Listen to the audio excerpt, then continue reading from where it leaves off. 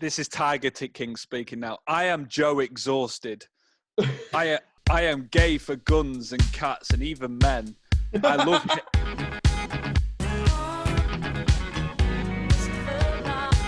It's amazing what you'll find face to face. Yo. Oh. I'm just going to open this now. I've been waiting for half an hour. I'm sorry. I opened mine. You do that in your mouth for you dick.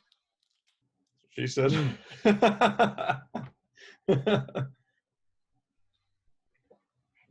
I'm on that as well. Good. I've got a. I don't have a mouse mat currently. I'm using that from Texas. Oh, nice. I was watching people get missing the planes from 2003 before on YouTube, and there was a good. That's what she said, and it was something like he's not going down quickly or something like that. It was something like that. Yeah. Something like that. I'll try and find it. There's quite a lot when I've been at work recently as well, like shelves and. Do we see if I can get it in? Yeah, try and get it in. Just move that. Put that to the side. Right.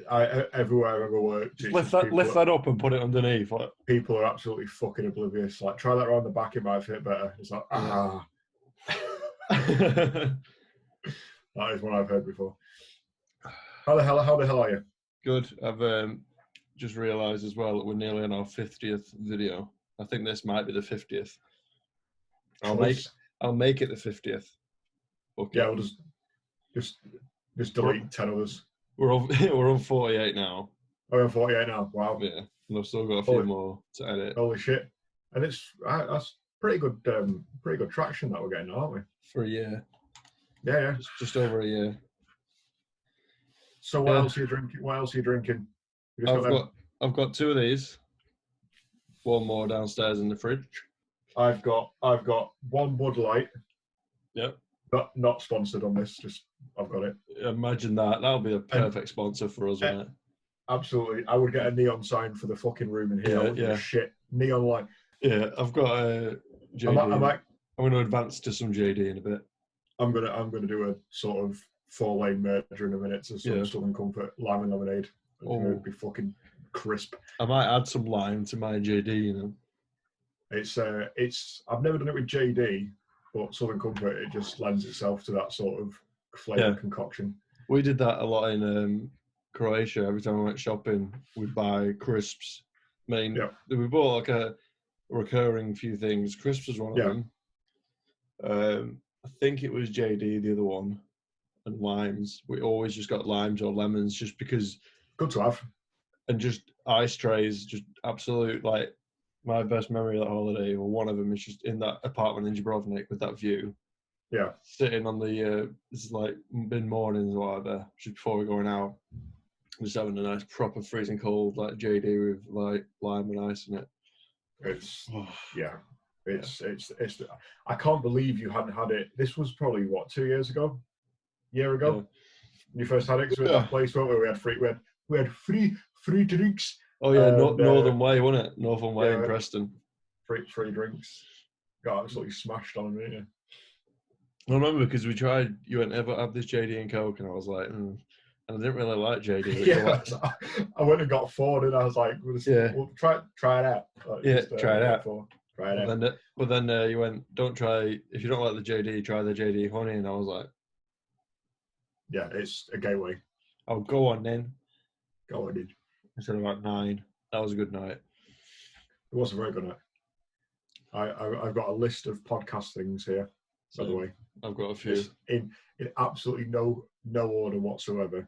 However, my opening point, actually, no, I'm going to change it. I'm saving it for later. Okay. Saving it from a deeper in Conversation Street. Yes. One of my points requires Spotify, so I know what yours is like. Now to open it now. So we can talk. So it's ready to talk about in 3 hours. My laptop? Spotify. Yeah, just so I can show you on Spotify. Yeah. I've got, I'll go see what I've got now. I've just been talking to Dom as well, talk about the PPS documentary, and I've just been proper rethinking that, mainly from watching the Tiger King. and knowing how documentaries are structured and what they consist of, rather than what we had originally planned the documentary to be. It'd be like a big hour long and have like start off with music videos, individual clips, and end with just us having a laugh. To me, that just, it sounded mint at the start, and it was. But when you got into it, it wasn't what you thought. No, well, like and you'll probably get like this as well with some things. You'll hit a wall, and you'll come back to it, and it'll be a lightning hit, tip of the penis moment. Yeah. So I thought to myself, rather than making this is one documentary, I thought let's try 6 episodes and see what I can think of there. And it ended up, I've written it down now to be 8 episodes, and it proper works. Like, and what the start is the end. It's literally the story of us, but like, is it chronologically? Chronologically, but I was going to say the first episode is like, it isn't the start. It's like it's summarizing, but without giving anything away. This shows how alike we are, because I know what you had first time, which I agreed was a good idea, but obviously in principle I've not tried to execute it in practice. But the first thing in my head, go on. I was going to say, in my head, in practice, the best thing for you guys to do would be 7 episodes, whatever it is, just whatever time it needs to be, just make it periodic or whatever, right? So you can get more videos out of it as well, right? You start off with an opening salvo of what you're about. Yeah. Just full on bits of everything, quiet bits, funny bits, loud bits, music bits, whatever. And then from then on, it goes back to the start. And then you do episodic, chronologically chronicling from the start. So you've got the chronologically chronicling. I can't even say it. Chronologically chronicling bollocks. Right, that's reminded me of something else. There was on one of my topics is talk about James May in Japan, the program, which is amazing. Yeah. But he goes around with this guy who speaks like, he's really good English, to be fair, Japanese guy, which speaks really good English, but obviously he's learnt it through someone or something. And they sit down in this restaurant, and James May gets his chopsticks and puts them like facing the guy. So instead of like adjacent like that, say we're sat next to each other, he puts his chopsticks down facing the guy. He goes, James, no, that's very bad etiquette. That's like, you're pointing at me, it's like you're going to do that. That's not very good. And James goes, oh yeah, sorry about that. And he goes, yes, James, you are bollocks. And James is like crying, laughing, because that's not how you'd use that at all. Yeah, like, but I just love, I'm going to start saying people are bollocks. And, but you do it at the time. So it goes in tandem. So you've got the lead up to the creation of the first full video with any clips behind the scenes at the time that you've got. Clips now, if you talk about what it was like, and then show bits of the clip. Yeah. And then the next one. And the next one. But what do you, like, because I Googled today, like, the things to make a good documentary or what a good documentary includes. And previously we just had archive footage and interviews. But in documentaries, there's more than that. There's shots of, for us, it would be shots of Anchorstone Park, but now, and like just things to fill in, just to add gaps rather than just being. Can I have a score credit, because you need to have a pop culture soundtrack with it as well to sort of accentuate the moments. So when it's you've got like different moods, different things happening, whatever. You don't want to fill it in with shit that isn't what you're about. Isn't clips of you lot. Really? No. I didn't mean that. I meant like 3-4 second clips of Cleveland's while we're talking about Cleveland's when we used to film there. Just sort of paint a picture. You could do like Google Map screenshots and shit of where it was and stuff, and that'll be shit though. We could just fuck off then. Yeah. No. I mean, like we were discussing going here, and then whilst you stay in the area, just do a quick. Yeah, it's just to overlap our talking rather than just being my head. You can screen record or zoom in to somewhere on Google Maps from space, can't you, or something? Yeah. But, there's lots of things. I think the only way to do it is to go in chronological order so you can watch it grow. Yeah. Well, I was looking at our videos today. Propagate it with some channel stats. Yeah. Visuals of the graphs going up by demographic. Well, we had 13. Go on. Include the Spanish guys as well. Yeah, exactly. Spanish guys. Last month we found more people that had recreated it. We're still getting comments to this day. The last month had 13,000 views. It's right in itself, Sam. Right. But, So exactly. But I was looking at the channel, going chronologically off the videos, just to try and write the story. Yeah. So at one point there was, I think it was October 2012, when we've been doing it for 6 months. We did 4 videos in 1 month. But that's then, the height of productivity. yeah. But like I think 2012 and 13 were the busiest ones. But then 2014, when we started uni, the videos became less frequent but better quality. Yeah. And Because, and then do we you had, know what that is? And this needs to Well- make it into your podcast in terms of reasoning, because it's probably true. The reason they got more infrequent and better is because you cherish the time more, because you're together less. yeah, and we had more time to plan it rather than just More time to plan it, but the time you had was precious. You had to make sure it counted. Yeah. Instead of doing weird toilet situations 15, you'd plan something better or whatever. Yeah. You know what I mean? Like, there's so many pranks I forgot about. Like, do you remember the falling with bikes? Where the falling with bikes on?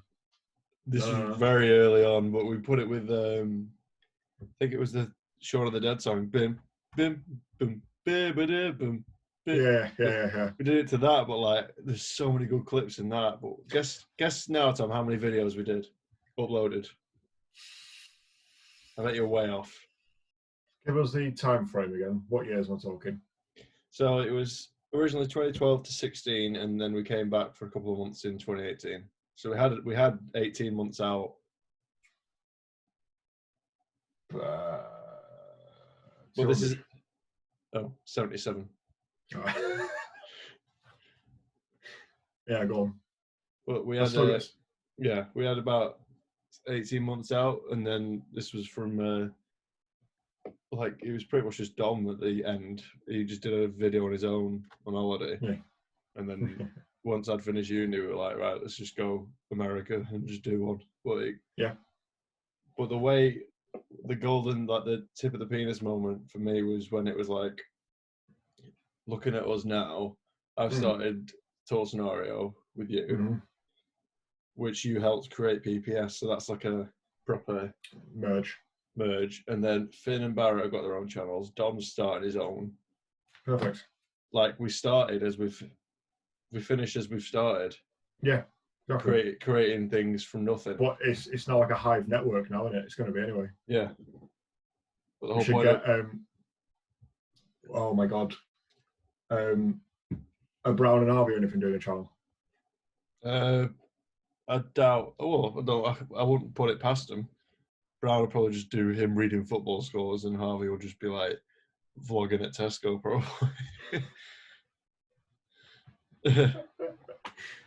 We can feature each other's stuff though, can't you? And do that thing where you channel share and do all that. Like, the good thing I like when you see is when you do 2-parters, part 1 on my channel, part 2 on theirs.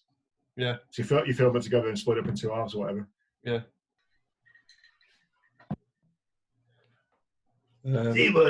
In 1 minute, Tom, I've got one member of PPS joining us. Oh, no way, who? And it's a surprise. Okay, that's fine. But it's probably the one you hate the most. You. Lol. Tremendous. But not for long, though. He's busy at 8:30, she said. Maybe earlier. That's fine. Like, it's like, what's it called? People have like parties and they want to get a celebrity there, but they have to settle for like a fucking shit bag. We've aimed for Jonah Hill and got fucking Ted Bundy or something. Yeah. I've got someone joining us very shortly. Adding into the call right now. And I'm sorry to let you down with who it is. Let's see who it is. Fucking Jar Jar Binks or something. Yeah, it's basically the equivalent of Jar Jar Binks in my friend group. Fair enough. Here he is. The man in the know. How the hell are we? You all right, sir? One sec. You're putting your AC 130 headphones on? Commander. Yes. Wait till you hear his voice, Tom. It's like it's coming from inside your own head. Go on. Tom. See what's the rebound! I tried to make the didgeridoo look like a rocket launcher. That you just need to go flying altitude of yeah. Permission to land. Permission to land. Permission to land. You've come in at a good point, Jordan, to be fair. I was just about to share something to Sam that I'll send to the both of you. I'm after your opinion on this and feedback. So check the Zoom chat in a second. Okay. Premise being, did you guys ever play Guitar Hero 3? Were you too young for that, too old for that? No, I played Guitar Hero at some point, but I never owned it, so it would have been at someone's house. We absolutely nailed that. It was the rock one, so learned loads of songs from there.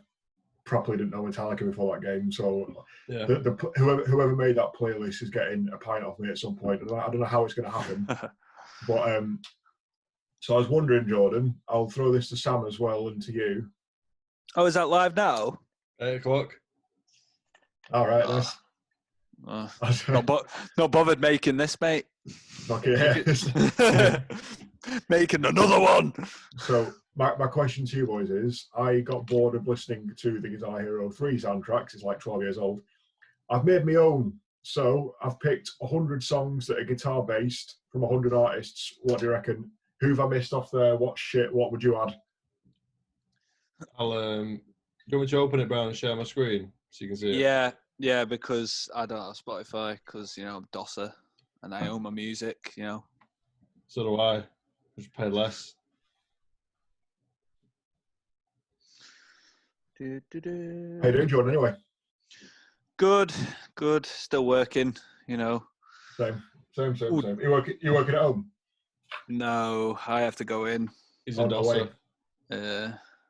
No way. Yeah. It's not ideal, but it is what it is, isn't it? It's nothing we can do. Oh, Rats tune. So how many of them have you heard of, would you say, looking at them? Sam, will you scroll up for us? More to the top. Yeah, right. I'll start down. So I know this is in order. Yeah. So Rats by Ghost. I know Parachute by Chris Stapleton. Run, Foo Fighters.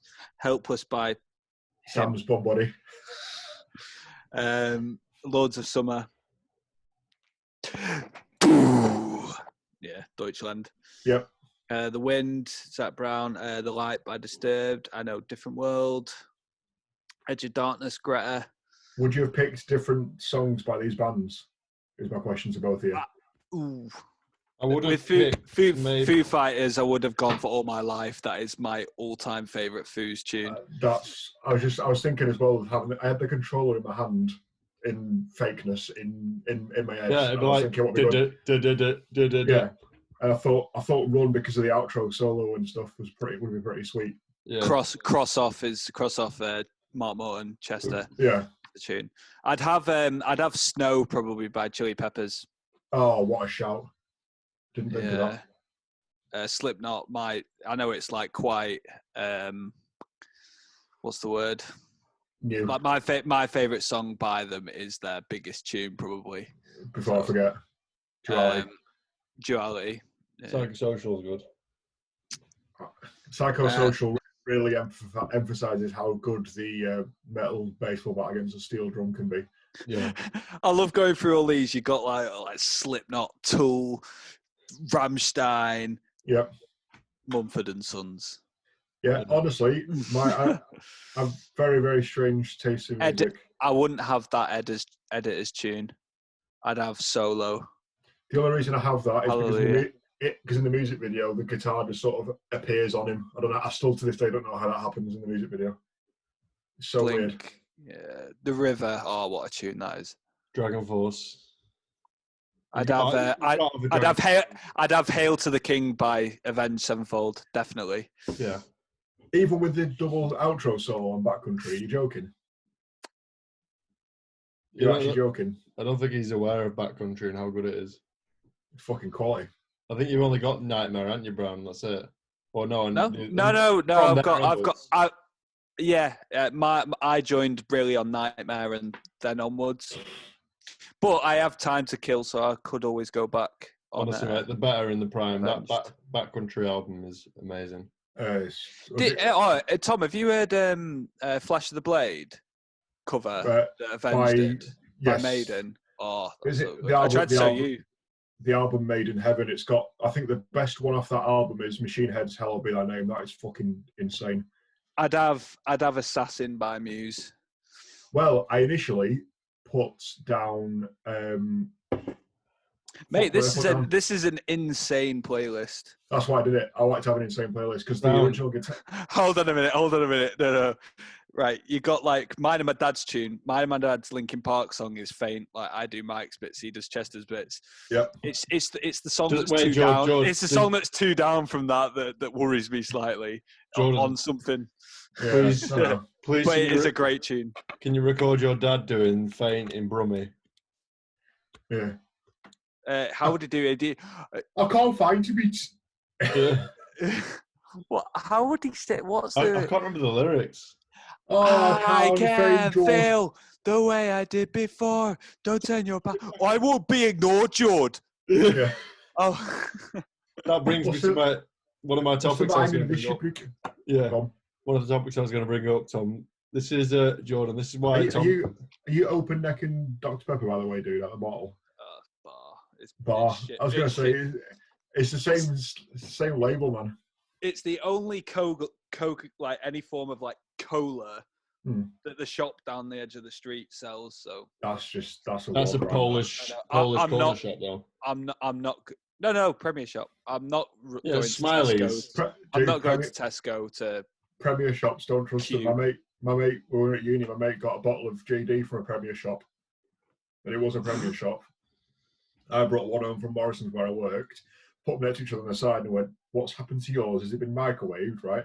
The bottle was slightly different, slightly smaller, and the colour was about 3 shades more up on the scroll bar of Microsoft Paint. And I'm like, what the fuck are you drinking, mate? How can it be that different shade? Oh, his look like Shrek's face. Oh my good Christ, where's that from? Copenhagen. Oh my word, I've not seen that one before. Yeah. George, have you tried that? Have you tried this? No, is it good? I'm guessing it's good because it's nearly empty. But... Oh no, it's gone. It's gone. You've just got it so you can open it and smell it because I do that with stuff. Oh yeah, I put lights in them so like they look like decorative because that's cool. That is cool. I'm an artist and shit. I do the opposite. I just keep the bottle tops off beer bottles because I can't be able to spin them. So it's not really. It's a good thing. It's a good thing to have a stash of. It's not really an art exhibit because it's 99% just Asahi like tops of things, and it's not really. I'm not really able to sell it. No. But that brings me to about your dad singing in Brummie. It brings me to a point that Tom brought up a while back. This is why Tom's brain needs to be framed. He said, "Imagine if all the films that we like were done in different accents. So, like, imagine if everyone." I thought you were going to say something else. Then, go on. Imagine if everyone in Star Wars, Joe, was a full-on Scouser. I think you've mentioned this bit to me before. It just proper makes me laugh. Shoot that fucking thing out of the sky! Yeah. That's my God. We're keeping. I was soldiers. I was trying to go. I thought you were going to say something else. What do you think I was going to say? I thought because I know a lot of Brummie people. Like I work with a lot of them. I know a lot of people in the past. I've met a lot of them, and it's nothing against the people. I'm just infatuated by the accent. I love it. It fucking makes me laugh. Like I love it. When I went to Coventry, the lads to play cards for like 4 days, and we went out to pubs and clubs and casino, whatever. It was just all over the place. So I started doing a thing for about 3 weeks in my car, where on Spotify we would shuffle between songs. In the gap, I'd pretend I was like a Radio 4 DJ or something, but Brummie. Yes, yeah, I forgot about that. Yeah, it's like great piece there by editors. I love going to the footy. Like it's always the fans. Oh no, honestly, I went to it was Burnley. Burnley scored and Brunt made like an error, and it was like, "Oh, for fuck's sake, Brunter, you should be tracking back there." Yeah. Like it's just like, and everyone's like, "Oh, for fuck's sake, man." We should do it. We should have a weekend in Birmingham, Tom, and just get pissed like every day. Make sure it's on a Friday night so we can go to the footy the day after. Can we please do it when the footy's not on? Because how cheap are Airbnbs in Dublin going to be now? Yeah, exactly. We'll get some smashing deals, like a nine-person penthouse. To be honest with you, Tom, whether West Brom are at home or not, I don't think it matters. I don't think we're the football club that has people flying from America to go, should we go and see West Bromwich Albion? Yeah. So Jordan, last time me and Sam went to Anfield, we managed to get in a cop somehow because Sam's just got connections. Was it Fulham? Yes. Fulham. How did you know that? Because he's a very, very clever man. I remember football. I can base everything off footy. So I 2 rows back from us was this massive Yank, and I could tell it was Yank because he was wearing a similar colour hat to this, but it wasn't a Trump one. I think it was just like a fucking Kansas or something. And he was talking quite loudly at people. And he was like, "Yeah, I'm just over for the weekend. I've got tickets." I was like, "Is it Liverpool Fulham one weekend?" He goes, "I've then got tickets I'm going to Old Trafford tonight." So we had tickets for the late kickoff on the Saturday. So I don't know how he's going to get there. He's going to fucking motor to Manchester. Yeah. And then he was going to the Etihad on Sunday. So 2, has he just flown over from America to see these 3 games? And B, how the fuck's he got the tickets to Wall Line in one weekend? Who does he know? It annoys me that because you do get a lot of tourists go together like we did when we went to Barcelona. But I think it's different. It's different in England because there are people that want like proper fans who want to go to the game, but can't. Yeah. Brown, do you remember when we were coming back from Copenhagen and Liverpool playing either that night or the day after? And there was a lot of Liverpool fans coming from Copenhagen on our Manchester flight. There was a good 15 people wearing Liverpool shirts on our flight. Yeah, I remember. Yeah, it boggles my head. Like it does, because like fans can't get the tickets, but like tourists get. I mean, it's cool for the tourists. It's pretty cool. How's he even got it though? That's what I'm like. Does he know? He must know someone. Surely he must have a mate who had a ticket, couldn't go or something like. Because to have all three though. You might work for like a big business that's global and they got like 90 tickets a week. Yeah, but why do they put him in the cop though? They put you up in fucking corporate for that, don't they? I don't know. Yeah, it is strange. Like I can't say I've ever struggled getting a ticket for the Albion. No one has.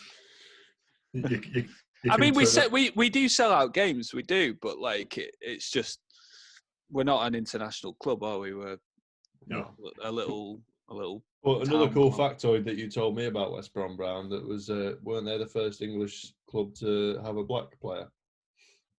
Well, they weren't to have a black player. They had 3.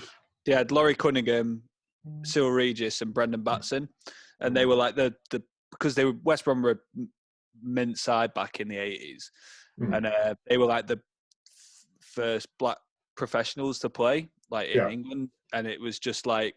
It was major. It was Ron Atkinson, which was dead funny because he got accused of being racist. And the 3 players that played for West Brom, I think Laurie Cunningham had died by this point, had backed him and stuff like that, saying he's not racist. There's no way. Yeah. He opened the gate for black players in English football. He was a pioneer. How could he be? Yeah. Speaking of football facts, did you know? I could get this wrong, but the most recent team to win the FA Cup as a non-league side was your lot. Not non-league. We got promoted, and we're the only team to get promoted and win the FA Cup. Is that what the fact is? Yeah. Mm-hmm. Yeah, we got. It was like 20s, something like 20s, 30s. But it's this week. Funny enough, this week, 100 years ago, West Brom won the league. Wow. Our only time. Is it saying that was your last time? That was the only time we've ever won the league. We won it once. Mate, at least you'd won it, I guess. I know.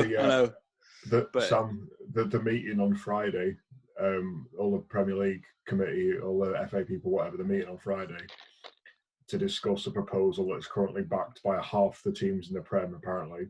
And it's that if we can't finish this season before June the 1st, then it's getting cancelled. And apparently half the teams want that. So all the teams, and I guarantee that the teams that are not in the relegation zone and Leicester, third. Do you know what I mean? Like, teams are happy with them. I do not want them to cancel this season because we're in prime position to get promoted. Same, but same. Like the clubs that are coming out for it are teams that are underperforming, like West Ham. Like that, Karen Brady comes out and says, "Fucking cancel it." Yeah, there's no way. There's no way on this God's earth that Liverpool are not winning the Premier League this season. No. If they cancel it though, there shouldn't be any relegations or promotions. It should just be cancelled. There should be promotions. No. Sam, Yes. Germany said, Germany, not the country, but I think what they're planning to do with their league is to have promotions, cancel the season, promotions, relegations as they are, but not from the major league, from the top league. So there'll be more in the top league. They play more rounds and more go down next season. The thing is with Bundesliga, there's only 18 teams in there. So if they bring the three... Oh, no, because they've got... it'd only be 2 that go up, so it'd make that league to 20 because that bottom 2 go down in Bundesliga, but third play a playoff. Yeah. So they'd be putting 18. No, they'd have 21 teams. I suppose they could put 3 up or put 2 up. Put the top 2 up and not do the playoffs. Yeah, if they did that in England, like as it stands now, then I'm 100% behind that because it means we get promoted. How far? Where are you in the promotion race now, then, George? We're second. We're second. We're only a point off top, but we're 7 points ahead of third. Because something I've just thought about, which obviously all momentum's gone out the window now for teams, isn't it? Because if they start playing, it's going to be for another couple of months, right? Mm-hmm. So all momentum's gone. All that doesn't matter. Would you take them saying all professional leagues in England last season didn't count, right? We'll fuck the FA Cup off, fuck everything off, everything stops, but you start next season handicapped as to how many points you were ahead. So you start on the similar sort of points. So Liverpool start 20 points ahead. Fucking West Brom. No, because that's no. I don't think it'd work because the thing is with football, because you've got so many different. You've got to do what's fair, and you can't just cancel a season because all the teams that have underperformed this season, there's too much money involved. Yeah, all the things that have been cancelled this season, like we'll lose a lot of money. Leeds will, but yet teams like Norwich, who have underperformed, like why did they reap the benefits of it? Do you know what I mean? I still think, they should do it. You know how we used to do football tournaments back in the day, Brown? You might have been a bit after this, but when we had football tournaments for Blackpool Rangers, you'd have them all on the Gala field. There'll be about between 5 and 10 pitches on the Gala field. You'll have about... Play them all at the same time, don't they? You'll have about 13 games in a day. It'll be from group stages to the final in one day. Yeah, it's like they should do that with the rest of the George. It's like George's Memorial, stuff like that. I saw that. That's how they should do it. I saw that on Reddit. They should do that, but on a fucking aircraft carrier. Yeah, Pacific. Just do it, and get it 2 weeks done. The problem is boxed off. Domestic leagues are the problem, but the Champions League as well. Champions League, what happened? They've already said that. Champions League so this is what's going to happen. I'm telling you now. Champions League is going to get frozen. Didn't count, so we're still holders. All domestic cups and shit like the fucking Caribou, even though it's already finished, FA will get scrapped, right? It's all about the league, isn't it? And the reason they're trying to get it to finish is so I'm assuming it's the sole promotion relegation. It's the sole promotion relegation now, mainly, but also all the money that the TV rights and all that shit is still probably held up for this season. So they need that to pay out to keep the clubs afloat. So you think about it, all the clubs that get what percentage of their fucking revenue is gate income? And they're getting none of that for 6 months. It's lower league clubs. The Premier League's got too much. There's too much of a gap between the Premier League and then the Football League. I'm talking. That's the problem. I'm probably talking like 9th down in the Championship. Down, they're going to be fucked if they don't sort them out soon. So I think there's got to be something. I wouldn't even say that because the Championship's such a close league. Like anyone can beat anyone in that league. Like I generally think the gap between the Premier League and the Championship down is massive. Like obviously there's a bridging class because teams do go up for the Championship and do well in the Prem, and teams come down and struggle. But I agree with what you're saying. The difference is League One and League Two are the two that will struggle financially more so. The difference between the Championship and the Prem for me, not as an average Championship watcher, but I'll speculate that first, is there's a big difference, yes, in money, but I don't think in class. I genuinely think you now, Jordan, could name 6 or 7 teams from the Championship that would do well and survive in the Prem, as it stands. No, it's a close league. Like the Premier League bottom 10 are wank. Absolutely dog shit awful. Really I wouldn't even say that, because if you think about it, you got teams like them lot that play in Tatty Orange, like they're like up there, and you've got Leicester, like they was in the Championship a few years ago. Do you know what I mean? But I mean, Bournemouth, for example, Bournemouth were like pushing to go higher, and they've just had a wank season, so they're like in the bottom. The Premier League's a close league apart from that top 6 financially. Yeah. That's the gap, and then you got teams like Leicester and Wolves that are trying to break it. But I think them two have. To be honest, I think them two. I'd rate them two highly than Arsenal. Yeah. Anyway. Yeah. Top 6, aren't they now? Well, the league table doesn't lie. Leicester are 3rd. Do you know what I mean? It's like I just think there needs to be some kind of solution, just because. I don't think. I mean, for me, I don't think we'd have another season as good as we have this year. No. Next year, I mean, we've got a great manager. We've got some really good players, and we've invested well. Like we've brought our wage bill down and got younger players, and so on FIFA, we played green. Yeah, we've got quite a young. We had an old side who were in the Prem. Bilic has come in and got rid of the older players and got young players in. We've got our average age has dropped massively, which you'll like. But we're playing. Sorry, but we're playing like proper mint, but I don't even get that. Like, I think he's trying to say that you like younger men than older men. Which, to be fair, as long as they're of age, you can do what you want. Yeah. Jordan, I've got something to ask you. Because obviously I've started this channel and it's kicking off like so many fan mail and all that. Is it like 10 views now per video? We've got one serial commenter that Sam thinks is a robot. We've got one guy who said it's just a bot. It's a bot that like. Have you seen? Oh, speaking of the bots, before you do that, have you read that? The Tiger King. Yes. Yeah. Have you read the bot version? No, I haven't actually. I know there's a Dark Knight version. 1 second, I'll get it up now. The Dark Knight one is so funny. That's what he said. Do you know what it means? The Dark Knight one's hilarious. Like someone made like a robot watch Dark Knight for a day or something, and then made the robot play back a script. It made him watch The Dark Knight for 24 hours. And then it makes an algorithm to do things. Have you all heard Tiger King? You know sort of like what's it about. Watched it. Right. This is it. It says, "We Tiger King sitting on a throne of tigers. He is not a tiger. He is a mullet with human desires."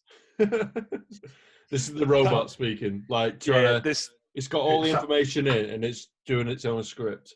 Yeah. Sounds like someone doing a proclamation from a Game of Thrones fucking chapter, doesn't it? Yeah, it does.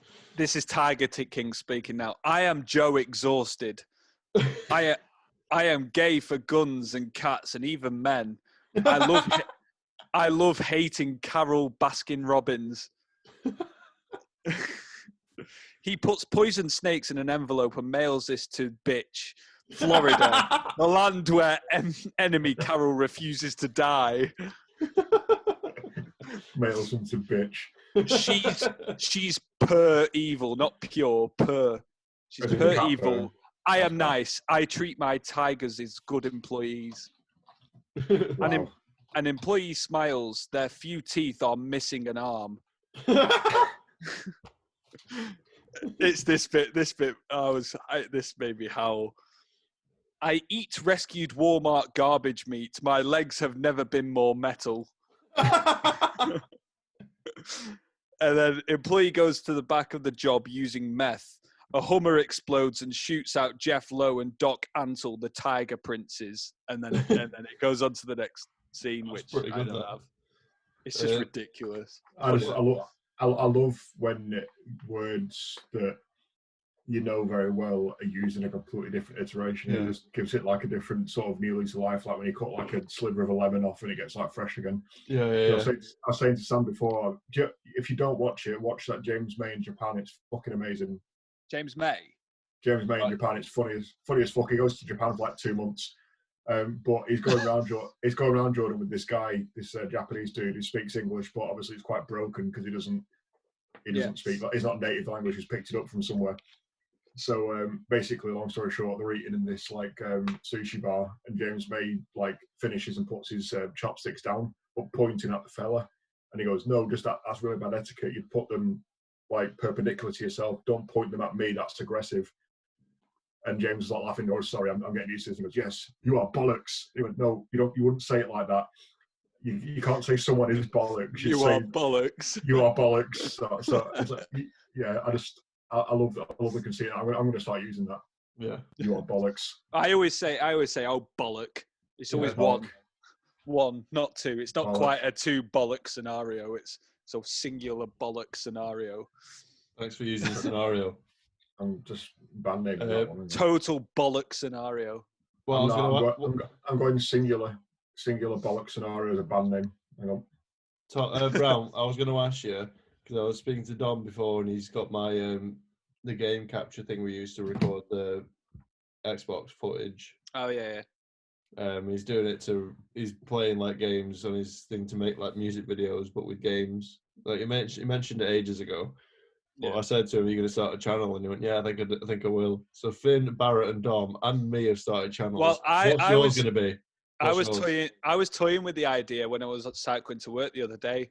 I was going to start by doing just album reviews. Oh, fun with flags. No, I was toying with the idea the other day, like, because when I'm cycling to work, I'm just like thinking of what I could do. I was going to start by reviewing albums, like have me listening to it and then cut to like, well, do snippets of the song, then do me reviewing the song, and then move on to the next one. But ideally, stuff I haven't listened to before. But I'd start with stuff that I have listened to before. Tom, I'm going to beat you to it. I'm going to beat you to start it. I know what you're going to say. Go on. You pass the baton to me.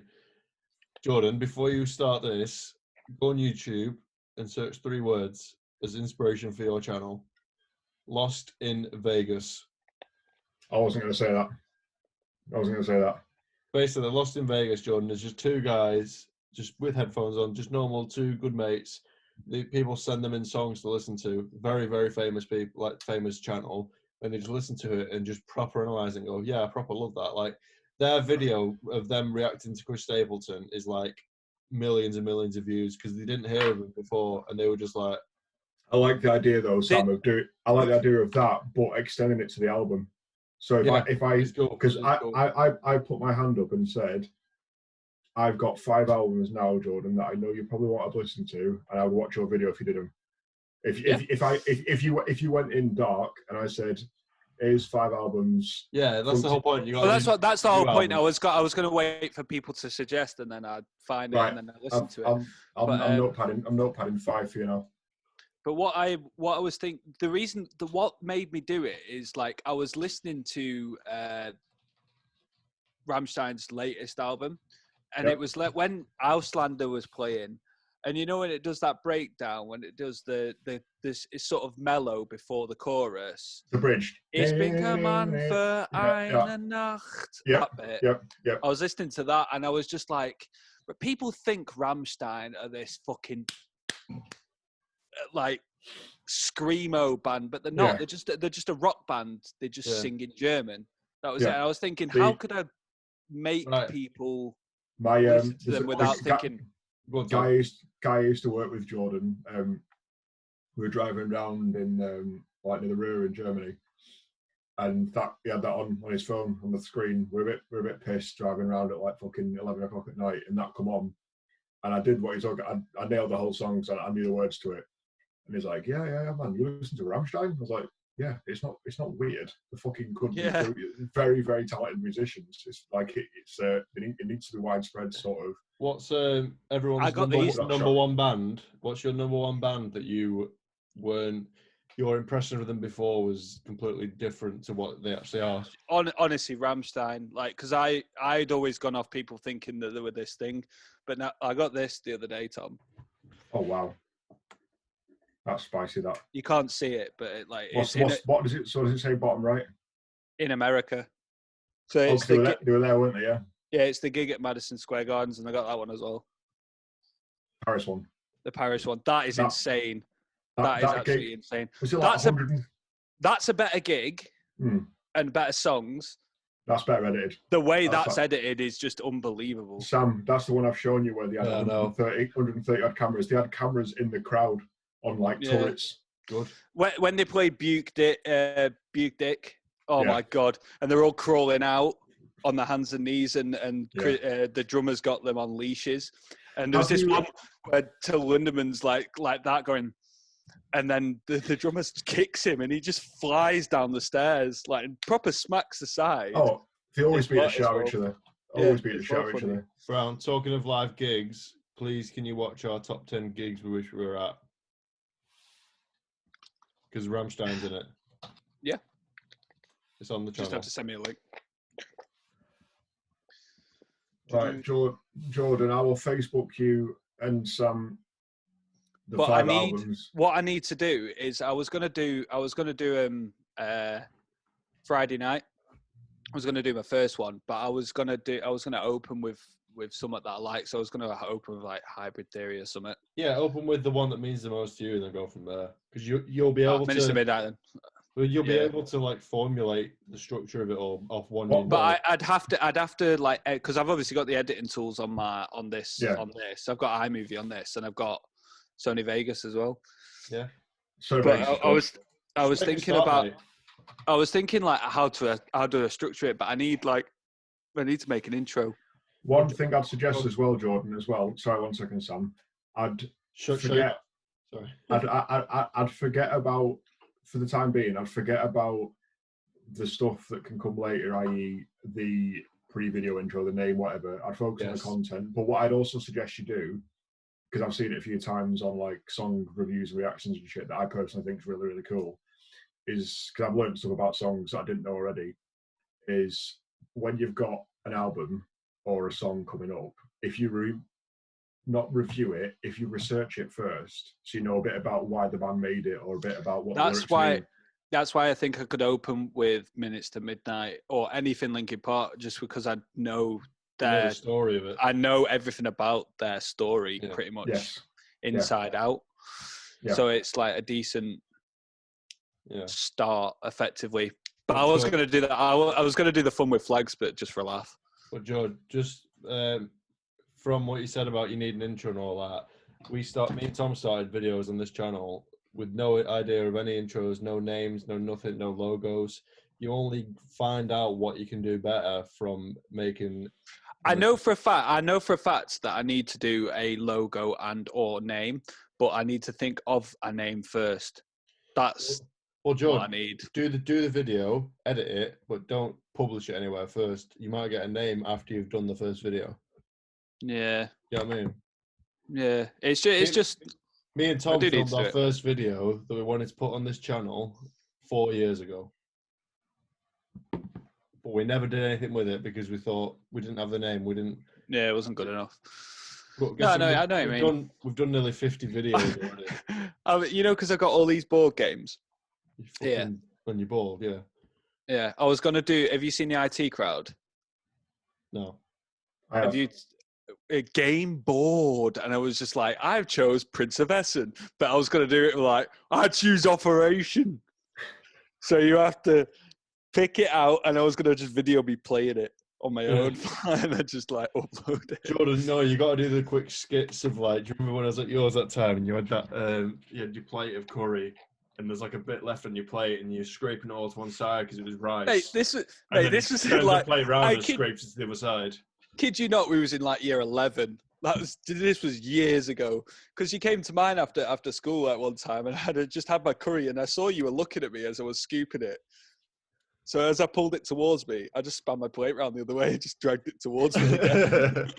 It's just the main thing of that is it's not what you're actually doing to the plate. It's just your face when you do it. You start doing it, you just go. It's like, Yeah.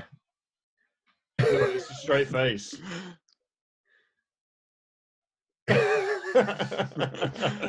There's so many of that. What was Gordon, we always thought of that one. Have you screen capped that song? Because I'm going to make a GIF out of it. It's recorded. I'm going to make a GIF out of that. Wait a minute. No, Jordan, it's better when it's slower. It's slower, and your eyes are shut more. You know what I mean? No, you're squinting there. It's got to be more like this. I thought it was going to be gormless. No, Sam, I thought, gormless. Like, just... Yeah. More like Harvey's. No. No, what was the skit that we thought of? It was just like, do you reckon they'll take cash? Yeah, they'll take cash. And then the next scene is us at the counter going, do you take cash? And then they go, no. And then like the camera's like there behind us, and then we just go and stare at the camera. I think that'd be such a good idea. Jordan, just a quick one, mate. I've sent you 5 albums on Facebook by 5 different artists.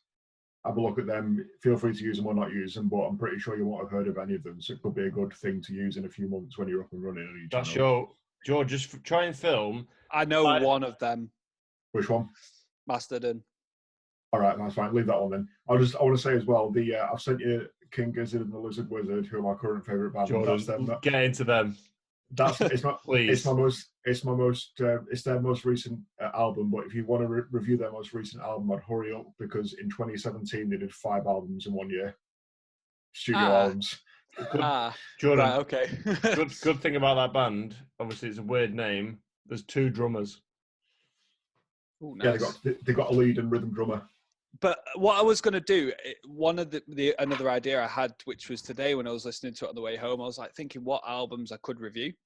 Yeah. One of them was this album, and I'm going to play it now because my whole heart says to me that this song should have opened the album and is the best opening of anything ever. Go on.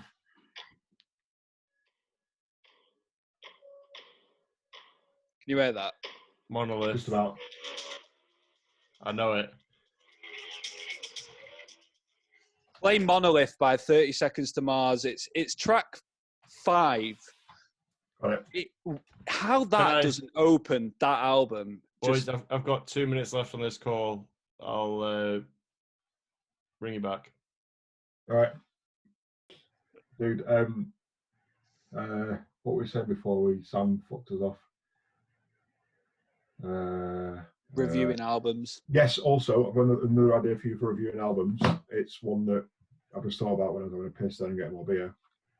Is obviously you can have very different variations and very different reasons for reviewing an album, but the idea I've always liked is, you know, that gold album they did to put on the... Which one? They did a gold press record and put it on that spaceship. I can't remember what it's called, but the one they sent out into space, like the Voyager 2 or something. Oh yeah. With the coordinates thing on how to get back to Earth, and they put a couple of songs in it. I think Barry was one of them or something. I could be talking shit here, but an idea for a playlist that you could do would be if you were to show 10 albums to another species or something. Yeah. Would it be? What would it be? Yeah. My thing, because I've been thinking of this as I've been going to work in the mornings. Yeah. I've listened last week, like Monday to Friday, and then this week, today actually I finished it. But I've listened to every single studio album by Rammstein. I ended on Hell's Eye this morning. Yeah. And I love so many tunes on there that like, but the version of Weißes Fleisch is so much better live. Oh yeah, so much better. I think genuinely there's only 2 bands where I know every single word to every single song they've ever done, and Rammstein's one of them. Like my favorite album by Rammstein is Rise of Riser. Where does that rank in yours? giving them all a proper listen, my favourite is probably the latest one, funny enough, followed by Mutter. Yeah, then Mutter's fantastic. Then Liebe as für alle da. Yep. My most recent favourite song of that is listen to High Fish of that album. Oh, no, yeah, Shark. Yeah. Have you seen the translation of that? Because he goes, sehr vertrieben an die Laufen von Gesicht. But then if you translate it, goes, I'm a big fish that swims in water. It's like, what the fuck? But yeah, no, absolutely insane. I love that album though, Liebrast. It's awesome. One thing, sorry, Jordan, that I've forgotten to mention to you is that I put in the Zoom chat, I don't know if you've seen it. I take back one of those ones from those 5 that I sent you, probably the Mastodon one, if you've heard of it. Listen to the full. I think we've already spoke about this actually. Lindeman's most recent album. Have you listened to that? I got the day. Come on, I got the vinyl. The vinyl's fucking colossal. Platz Eins is easily my favourite tune. Yeah. And have you listened to the single version of Mathematique? I will do now. With the rapper, because there's 2 versions of it. There's one on the deluxe version of the album. Sam does not like it, by the way. Is all I'll say, because it's really different. Is it Haft Behel or Benson? Lindemann, Mathematique, and it's another guy, like a German. What's the name? Fuck knows. Is it the video? The video is Lindemann, like being a freak. Hang on. Can you see that if I just put that in there? That's what she said. The cover is that. Yeah. Hang on, Jordan. Oh shit! I can see his name. Haft Behel. No. Yeah. Yeah. That's the song. A19 or A4. Hang on. Look at this, Jordan. Hang on, mate. You see my screen, yeah? No. Wait. Can you see my screen, Jordan? Yeah. Oh yeah. Right. So oh shit. There's 4, mate. That's what I'm saying. It's gonna be the top one. Yeah, because the other 2 are remixes. But if you go on the deluxe version of Lindemann there on your left, there's 2 versions of it. The one without the guy, so that Mathematique. But I prefer the single version. But that version there sounds so clean. Yeah. The lyrics translated to English are fuck, mathematics, algebra. Who the fuck needs that? That's the English version. I'll have none of it if you disagree with me on this, but the best song off the album is this. Nabel. Yeah. Untin Nabel and Demon! That bit. I fucking love that bit. It's so fun. You ever got me for slamming my feet on the floor when I come to yours? You just fucking shout all the time. Got it's into the earphone, mate. So like when you take them, I can't stop sharing this. When I put them on, it just like distorts the sound. But when I take them, Sam, you know what I mean? Shut up. How do I stop sharing my screen, Sam? I've broken it. Top bins, middle. Middle. Oh yeah. But yeah, Nabel. Have you listened to Nabel by Lindemann, Sam? I've shown it like 1,000 times. Like just the acoustic, because you don't know have you seen videos of the live show when they play it? Yes. All the people like jump in and then like Lindemann goes, and then just screams into his mic going, I just think it's so cool. I saw it, Jordan, before it got taken down. It was on because my mate. Is it the explicit version of the video? Have you seen it? Right, boys. I'm gonna close up here. Good man. Get off. Yeah, dude, don't. Those albums I've sent you, don't save them for your channel. Listen to them, and I'll send you more for when your channel starts. Because they're good albums. I've got to make them first. I'm gonna do some at the weekend. Good man. Do a couple. But I'm gonna change my clothes so it looks like I did it a different day. George, just do a target, just to do film and edit 1 video by the end of this month. I'll be able to do it by the end of this weekend. I'm not doing anything, so. Well, do it then, and then you'll start by starting it. You'll figure out. I've already got 1 video on here that has not been uploaded. We just need the clips from when we went to York. Well, Remember, no, that's for PPS though. That's PPS. No, I know, but like I've edited that, so it's like I'll know what I'm doing. It's just I need to get into, cutting it and stuff. I was thinking because I've got this camera, but I've got 2 other phones because I'm gonna have to More angles. That's what I was thinking. I've only got that's probably my best camera, but I've got another 2, but the camera's just gonna be shit on him. And just send us shit once you've done it, mate. I'll look. Yeah, that's cool. All right, boys, I'm gonna get going. Yes. Right, have a good night. Enjoy. Stay safe. Wash your hands. Scrub your toes. Yeah. Pick your ass. Pick your nose. Fuck off. Mate. Bye. Bye. How do I leave? There we go. That was anticlimactic. I'll boot you. All right.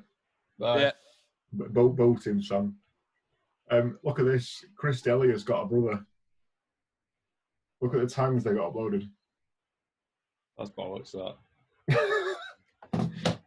So I went on to the our quiz that's streaming now. The weakest stink. Yeah. Went on to it, and guess how many were watching? Oh, more than 10. Gone. None. Me. Just you, yeah. It doesn't matter if Sam, you're talking at someone, you're trying to get sort of moderate sympathy from someone who had 4 comments on his YouTube channel in 5 years, and one of them was total fucking. I'm going to get the comments up now. One of them was such a gash player. That's my most recent comment. Such a gash player. The other one was stop picking your nose. And one of the other ones was genuinely this guy. I've forgotten his name now. He said, "Nice hand, well played. I might have raised the ace 10 there instead of check folding it or something, right?" And then goes, "Can you send me $1?" I said, "No." Fuck off. Yeah. Yeah, fuck you. Right, I logged into the PPS thing today. Let me just show you this. This is more confirmation that I had to do the documentary. Welcome to Hole in the Ring. Yeah. Notifications. 16 hours ago. Oh, fuck off. Read the top one. No, wait, no. Sorry, no, the one behind it. One day ago. I need to move my own face. Hang on.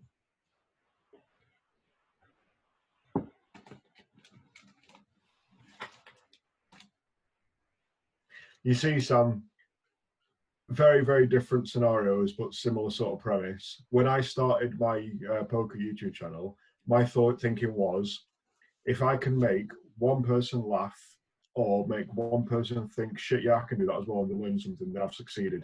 Yeah. How many people's lives have you touched already? Well, in the last month, 13,000 apparently. Look at that. That's fucking unbelievable, isn't it? And you can back me up on this. When we started that PPS, none of it was, not in a bad way, but we never thought about other people's opinions on it. It was always just to make each other laugh. Yeah. The main point of it was to be like, boys, I still remember this now, getting that feeling when Dom would be the one that edited most of the videos. He'd put the link in the chat. It'd be on the Sunday night if we'd filmed on the Saturday. Boys would uploaded it. And we watch it, piss ourselves laughing, and then that's that video done for us. We never really shared anything. I remember, Tom, I remember going on our Facebook to share a video and realising we hadn't shared the last 4 or 5 just because we never thought of it. That's what is so pure about it, that it's, you don't try, like, one of the biggest, you don't want to force something, you want it to occur naturally, right? Yeah, so I hate sharing stuff things. Like YouTube. The bit that gets me about YouTube at the minute, because I watch a hell of a lot of YouTube over as many different fucking situations, it's endless. Music, film, review, anything. I go down rabbit holes all the time. Right? The bit that gets me the most is when videos open with the like, share, and subscribe and shit like that. I know you do it to take the piss out of it with your vlogs and stuff. Yeah. What gets me is if you try and manufacture your own success, it's not going to work. You've got to be as pure as you can be, like you guys were in the interim, in the fucking, like, the genesis of what you're doing. Yeah. You do it for yourselves, and that rubs off. You can see that. You don't fucking have 40 adverts in your video. You don't open with 3 fucking. You don't open with because yeah, exactly. Because you're artists and you're doing it because you want it to do it. You're doing it to make each other laugh. You're doing it because like Tom Segura said, with his dance video for Bert. Yeah. He said, "I don't care how much I spent on it. It was worth it to watch you laugh." Yeah. That's why you and your mates did it, wasn't it? Yeah, exactly. Just to make each other laugh. That's why we did the clips. Like when we'd go filming, we never planned who was doing what clips. We had a list of ideas that we thought of. We'd be like, right, who wants to go first today? So if I was more embarrassed or scared than the other one, we were like, how we go first? And Sam, you have to do this clip later. We're like, okay. But what I was going to say is about the people that do the like, share, and subscribe.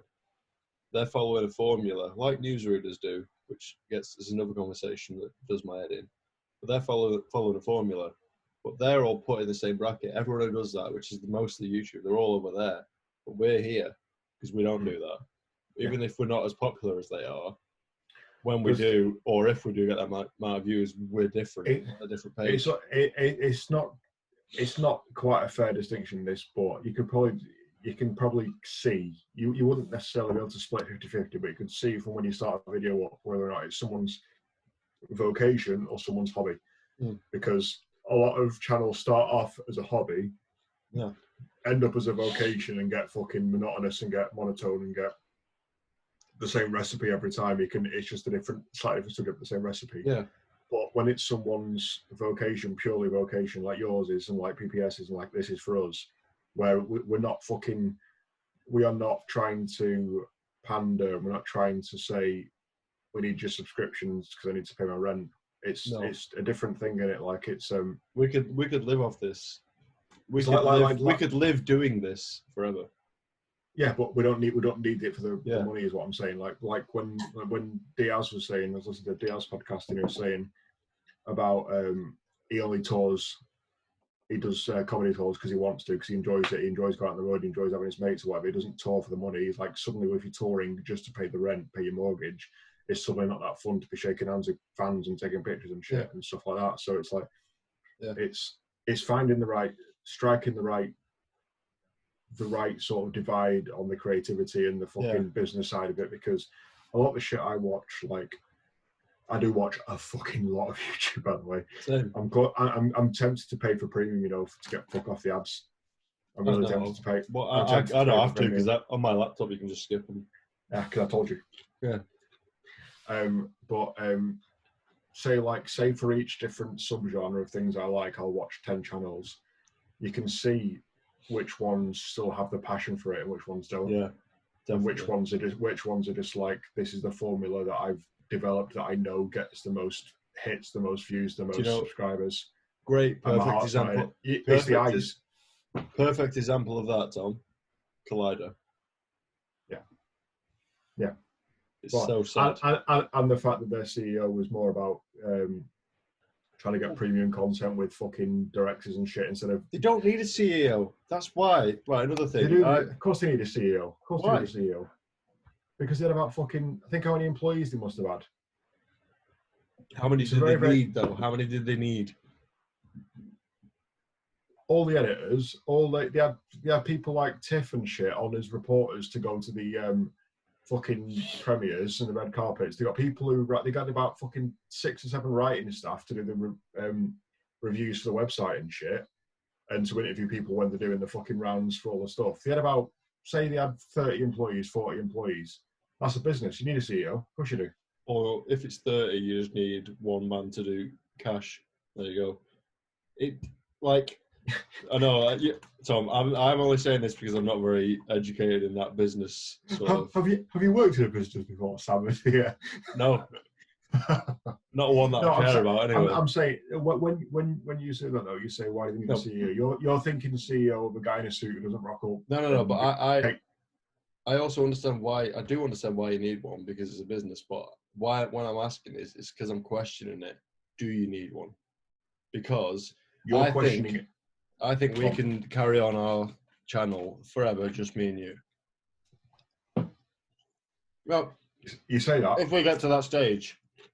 You say that though, but if we get to the point where we've got fucking, we have, like 10 million unique views a month and we're making 40 grand in ad revenue and we need to get someone to discuss with the ad people which ads would target our audience better, blah, blah, blah, which are the different demographics you need to do to maximize the money and shit.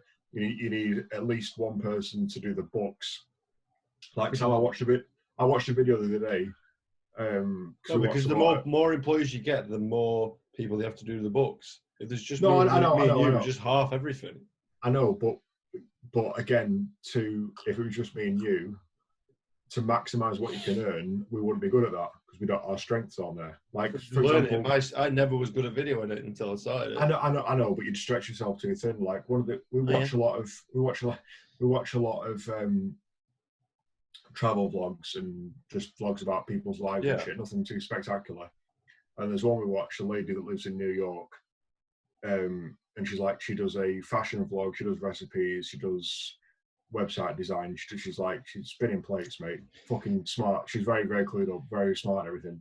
And she's open. So she's not like the average YouTuber. She'll keep a couple of bits in the video that like she fucks up or does something stupid or whatever. But she was open, she did money. So she said, I've been YouTubing for 5 years, right? This is my current expenditure a month.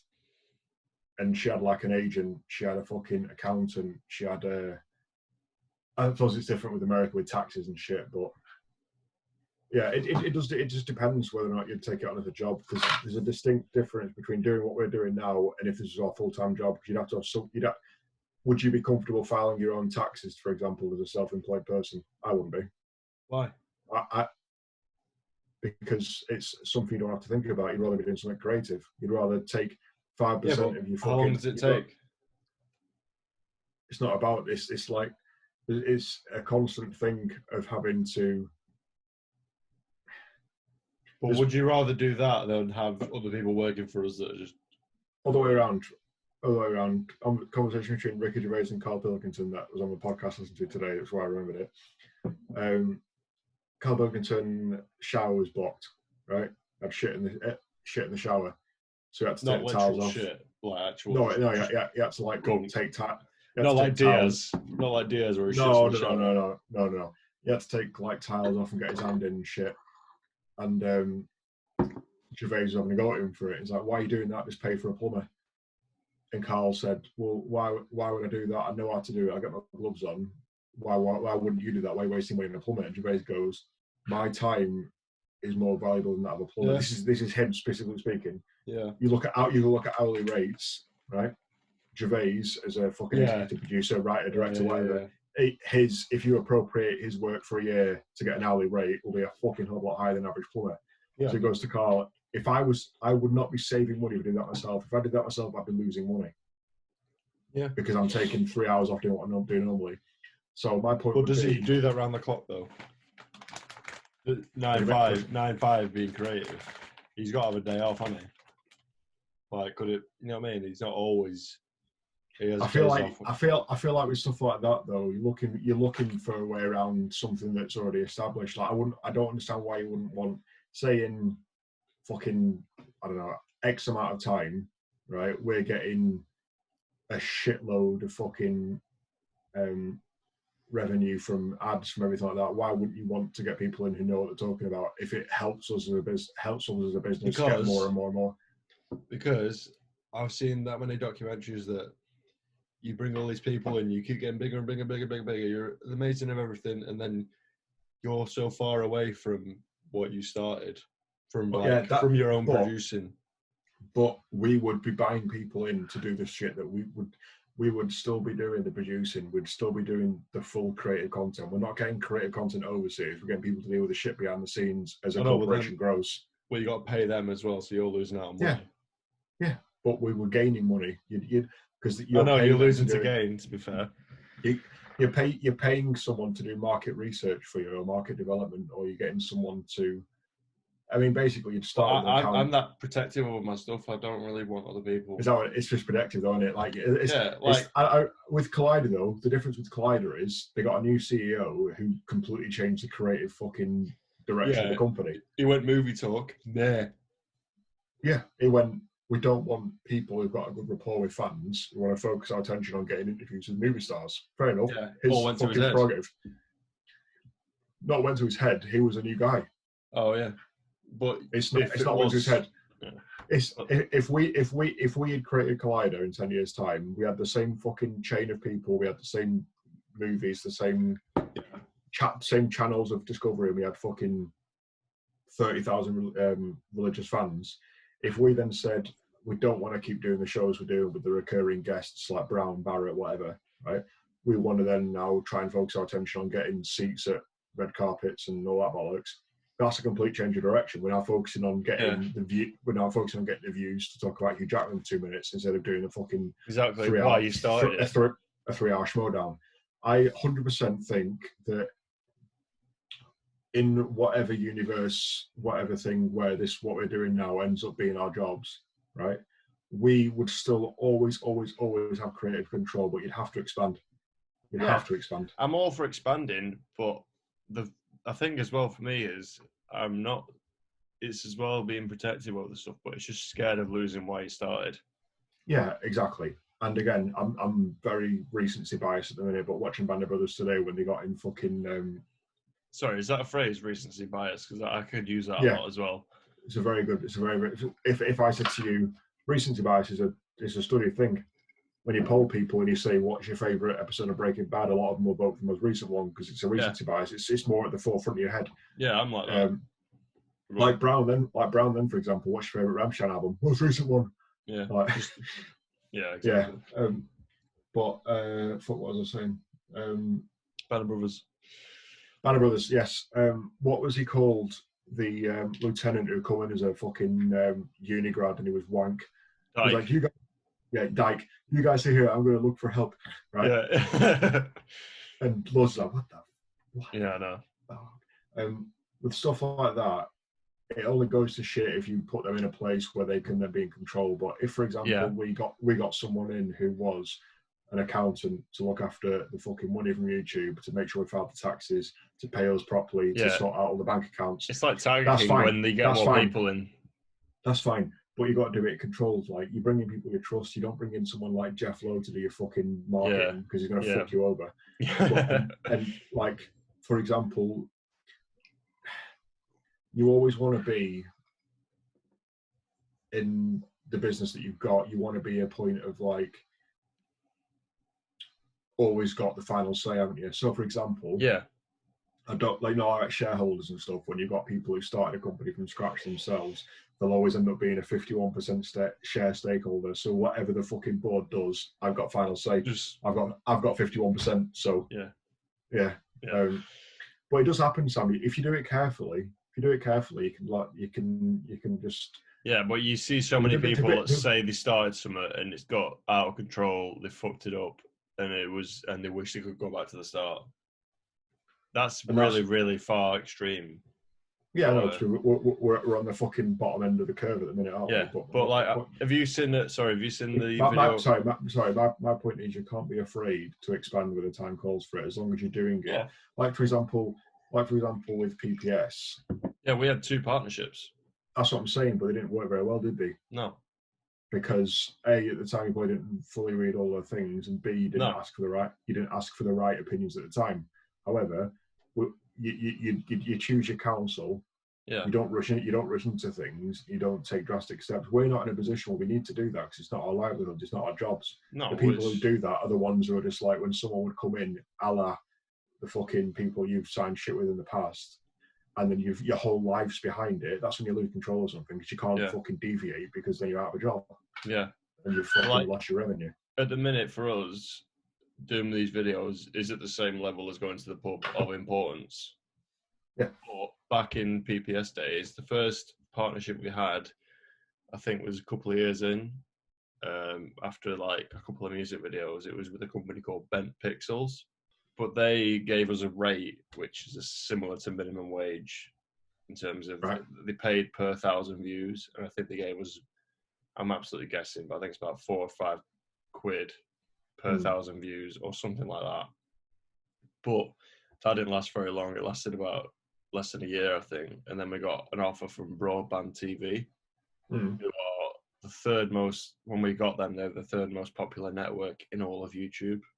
Yeah. So I think their monthly views across all the channels on their network was 2 bill. Yeah. So they must have had about 40 channels on their network. Something like that. But you guys have got millions of views and you're not rocking a Rolex, so something's because when we signed on to them, it was about 2016, which was the beginning of the end, I think. The rate we got for them was about £10, I think, per 1,000, so it was fucking good. But bearing in mind, all the stuff that was very popular was music videos. And you'll know from this channel, music gets copyrighted. Which I agree with. I'm not about to say that I'm going to put on a video with Ramshan in the background and not expect them to DMCA it because they deserve to. It's their creative work. Like it's fine. I'm happy with that. I don't want to get money. Have you heard of Monster Cat? I might have mentioned it to you before. Go on. It's a YouTube. The band who did Nanobi, whatever. Similar. So Monster Cat is a label for artists like Nanobi, like Pegboard Nerds, who we did 2 videos of. All them sorts of music, which is basically Barrett's wheelhouse. Yeah. Monster Cat is a label / YouTube channel where they upload all these songs. Mm-hmm. And I think there's only one video of ours. I think Monster's the only one that's not on that label. But we signed up to pay £5 a month to Monster Cat to get all their music royalty free. Okay. So we were paying that £5 a month and getting paid, because there's a lot of our videos that couldn't be monetized for various reasons. Things like crossing family guidelines. Yeah. As you know, a lot of our videos were just fucking horrible. I forgot completely about the sniffing people in public video. Honestly, Tom, you go on the channel whenever you're bored, and there's 77 videos to choose from. It's just brilliant. But it could have been a lot more. I remember going into a page that said, look how many views, how much money you could have made from all these views. We could have had about 4 or 5 grand. Yeah.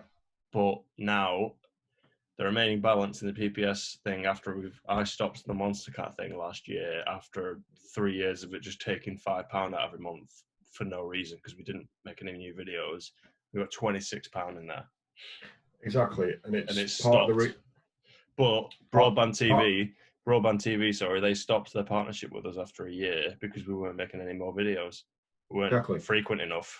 And part of the reason why success, there's a hell of a lot of luck element to it, because it's right place, right time. If you guys had been, it was. If one of your earlier videos had hit off and you got the peak of your fucking viewership with an agency, you'd have made a mint. Yeah. But you just didn't. It's one of those. It was right place, wrong time in a way. Yeah. Which is another thing. Like, that's why I'm so happy that everyone's starting the channels now, because it proves that we haven't changed. We've evolved. And it also proves there's another different sort of element to savour from the PPS journey, is that you never went in in it for money. You might have got a couple £100 for it, whatever. Sorry. The money's irrespective. The point is, you started doing something as a hobby, as a mates, and from it, you've gained memories, you've gained a fully functioning YouTube channel, you've impacted so many lives, and it's furthered your own personally. Yeah. Like, each of you has been self-improved by that. But we all started it. The main reason was because we were bored. Well, yeah, exactly. No, it's just it was a what's the word? Not an outlook. Not bored. It was an outlet of your creative energy. You all had it anyway. If you didn't do that, you'd have done something else. Well, like everything before PPS, the random compilation stuff we used to do in the kitchen at home. We did paranormal videos. We did everything. Yeah. Like Barrett and Dom, they were mates together in year 7 before I knew them both. They used to do videos at Barrett's house, like when Dom was like that big. Yeah, it's ridiculous.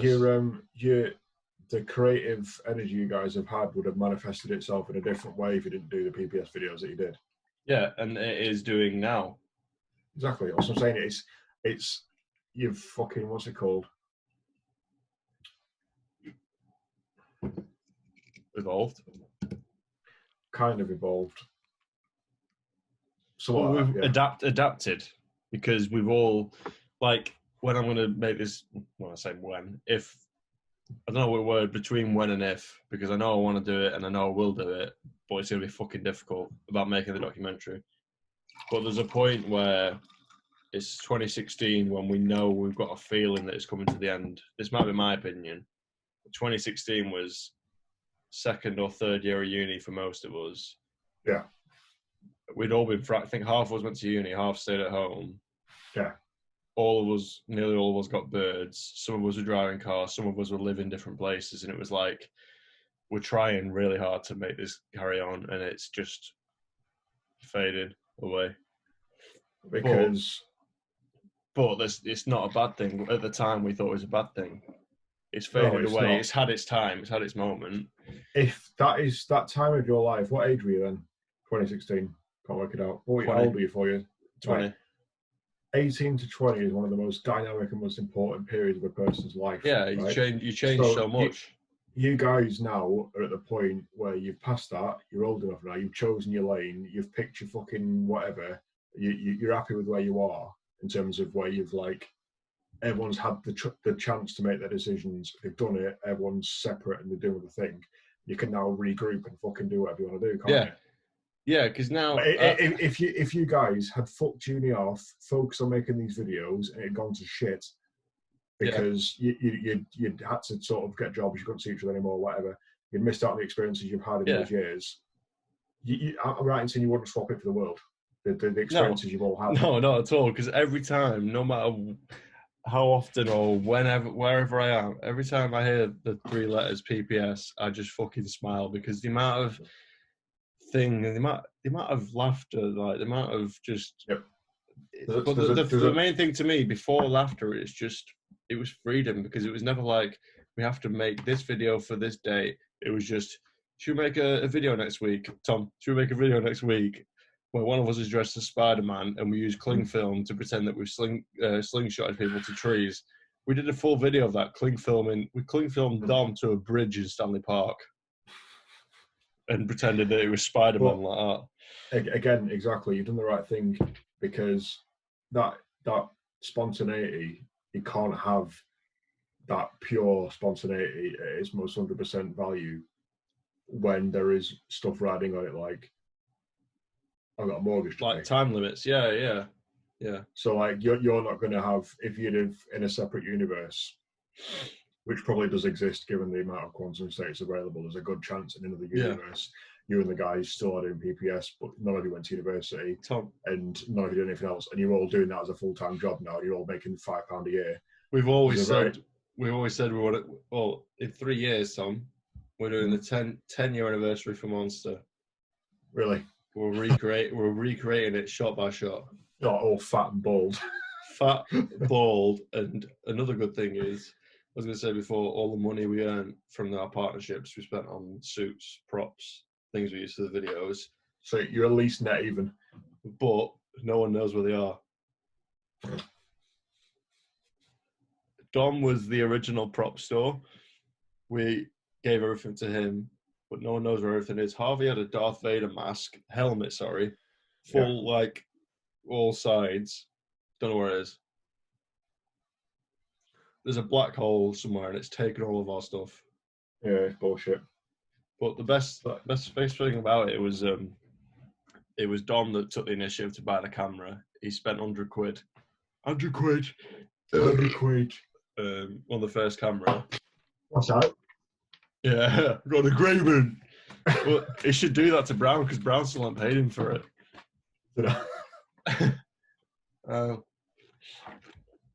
Well, I don't think without that we wouldn't have started. Well, it was a gamble. It's just it's something to look back on, cherish why you did it, cherish the results of doing it, and more importantly, cherish what it's given you all as a group. Yeah. Well, I'm glad the way it's ended as well. Like you said, people can go 2 balls deep in it and like rely on it so much. We never relied on it. I know for a fact that if you'd have, it maybe wouldn't have worked because there was too many people involved. But if that had just been, you need to have another outlook in life with things. Like I've got about 20 poker books, and half of them I've got are for the mental aspect of it, and the other half are for like strategy and when to raise or whatever, all that bollocks. Right, the mental side of it's a lot better because one of them is written by a guy who mentally coaches professional golfers and gets them into the zone. So when he gets paid the big bucks because he coaches he coaches people to get them into the Masters and shit to make sure that you're in the zone ready to when you go in. But a good thing of that is as well. Do you not think he might not even be that good because he's got a reputation? If Tiger Woods goes for him, Tiger Woods knows I've already won this because I've got the best one. Even if he's shit. It's not right. It's reputation. It's just the mental.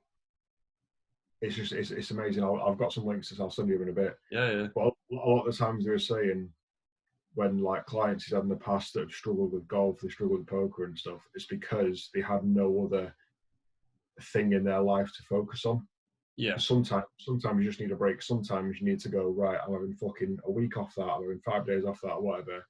I'm going to focus my full brain on 20 different other things and then come back to this. Because if you don't have that, you don't have that reset, you don't have that fucking do-over, then it'll just stagnate. Like, can you imagine if, for example, let's think here. There's no other way to do it that I can think of, but it'd just be like if you had no other respite other than getting this fucking done. Yeah. And you had nothing to distract yourself from it. It doesn't work. Like, you need to make sure you just don't lock yourself into one thing. But separately to all this, I forgot what I was saying already. It was about not putting all your eggs into one basket, I think. It's not that. It's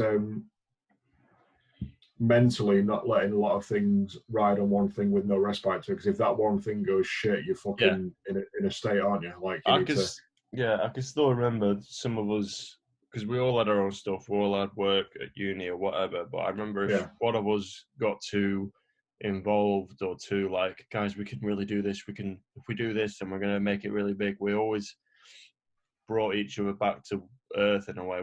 Never stopped us from, because I remember like, we'd say like, it's just always have a backup plan. I think we were all very safe in that regard. We never sort of went like, because if I said to Dom, I'm going to back out of uni and focus on PBS videos, Dom would have said, shut up, you fucking weirdo. And do you know why? Do you know why he said that? Because he was raised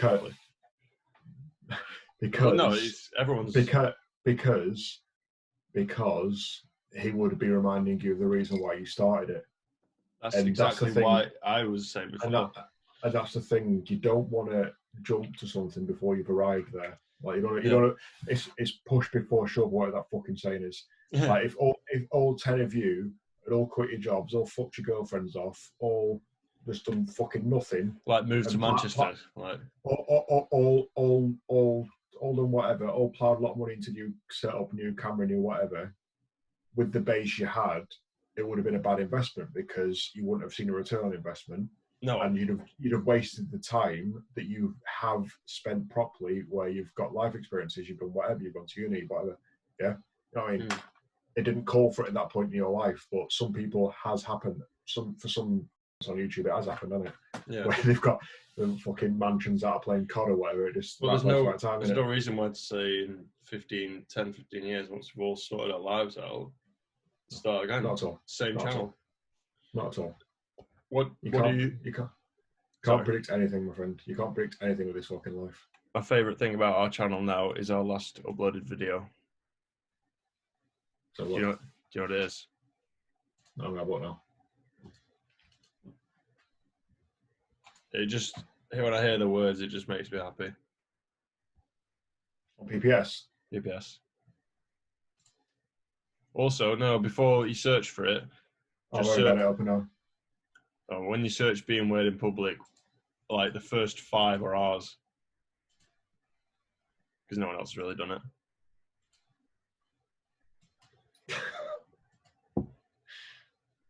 What? I was watching We Are PPS. Yeah, so that's our most recent and final upload. We Are PPS. This is us. Like, yeah. I'm glad it's not just sort of finished before we knew it. I think we uploaded that as a sort of... It's a natural end to where you were at your points in life, but it's not the end. It's not like it's going to be... If it was the end, then we'd delete the channel and never speak again. But I was going to say this before as well. We still will always refer to PPS as PPS. It's like when we go to the pub, we're like, who's coming tonight? Well, I think most PPS are going to be here. Like, it's like the closest thing to a boy band. But it's a natural progression where you're at now, where you're all going to have the different things you're doing creatively, where they're all going to still congeal because you're all still mates and everything, and something unplanned, like PBS was unplanned, something unplanned will naturally sprout from that. Yeah, it's just a matter of time. You have to have that mindset if you're creative, because otherwise it's just a matter of time. Happen. You've just got to be spontaneous and go with it. If it feels right at the time, then do it. Don't paraphrase that about rape or anything, because that could work for that as well, and it's just not what I'm talking about. Which is why our channel's good, because when we did the first review that we did for Sausage Party... How's that our first movie review? Yeah, I know. At the time, it felt alright, but then after that, it was like... With no point uploading it, because it was shit, and we had no idea of the channel. We just want to get it out. It's like, yeah.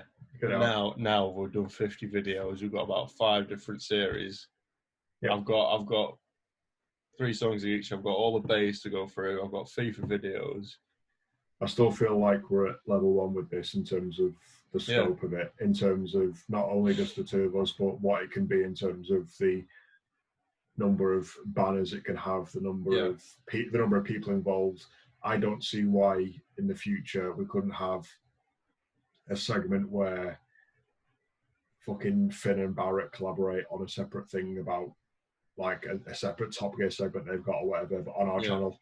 Yeah. And it's all community, it's all whatever. Well, to me, it's top scenario. But that's why I called. Go on. That's why we called it that, isn't it? Yeah. Well, it was somewhat scenario, but the thing that I think about the most is, you know, when you click on a channel, you go to Rogan's and you see podcast 2,100 and something.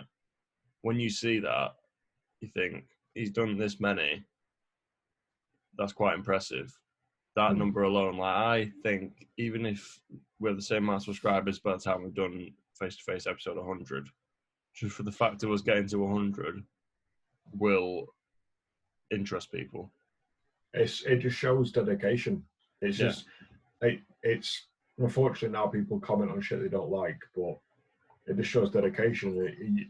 Even if you've got fucking 30 fans, if they're gonna watch you every time you upload one, you do 1,000, then it's a good natural a good service, isn't it? Yeah, I want to show you something before you. Well, I need to go for a wee, but I need to show you something real quick, because I was going to put this in the final episode of our documentary for PPS.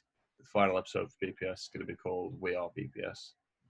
Yeah, we need a wee break, by the way. I need a wee break. But look at some of these percentage likes on the right. Likes versus dislikes. Fucking hell. Yeah. Shit the bed, man. That's insane. I'm going to go views down. I'd hate to see what mine is on mine. Look at some of them views though, Tom. Weird Toilet's got 270k. That's just you lot fucking around in Freeport. Yeah. That's it. Literally it. One day it took us to do that. But the best thing about it was, I forgot that we did this, but in on episode 8 face to face, we rewatched some of these clips, and I said, how do we used to cue each other to do clips? Like, because we always timed it for when someone was going to wash their hands, or they just finished having a piss, or they were walking in. And what it was we'd go to the sinks that were all lined up there. Dom would put his jacket there, put the camera in it, roll it up, put it there, so it's facing the right way. Dom would be there by the camera, and the cue would be Dom coughing. So, and then you do the clip, and it's like, but honestly, Weird Toilets is so funny.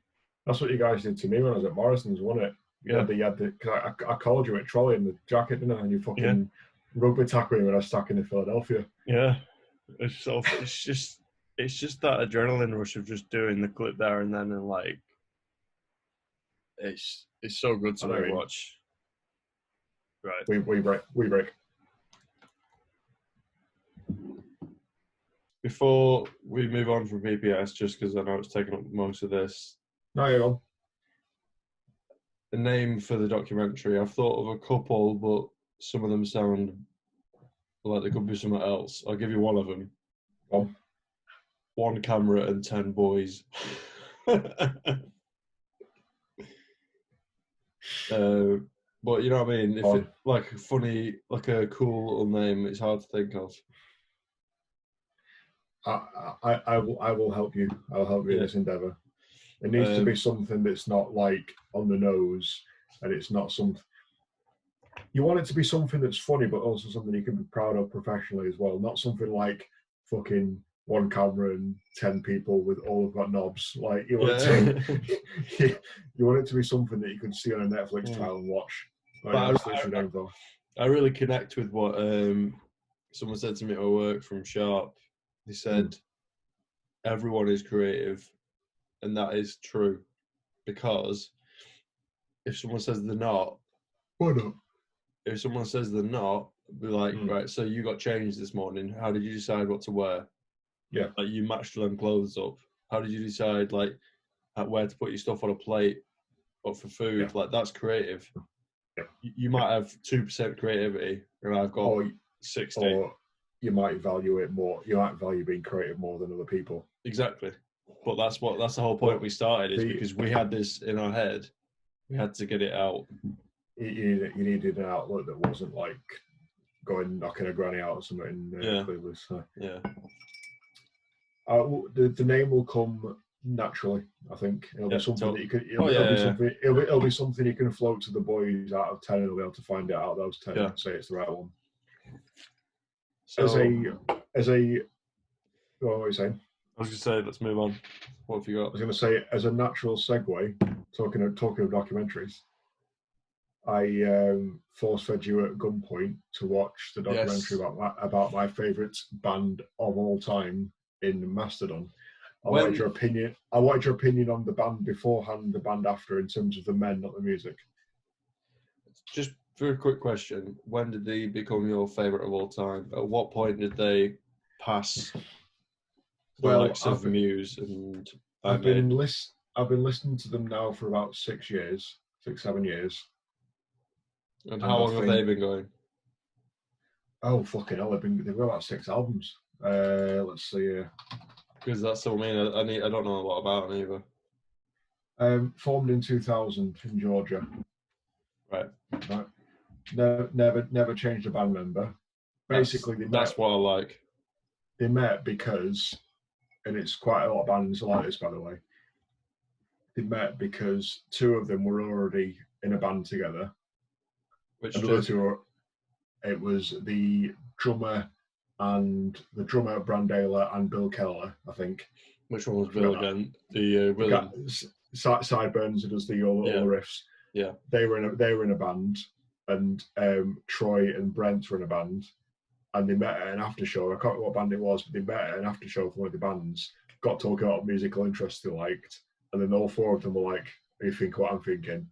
Started jamming, and they've recorded like an EP, and it went from there. So basically, I love how chance things can be.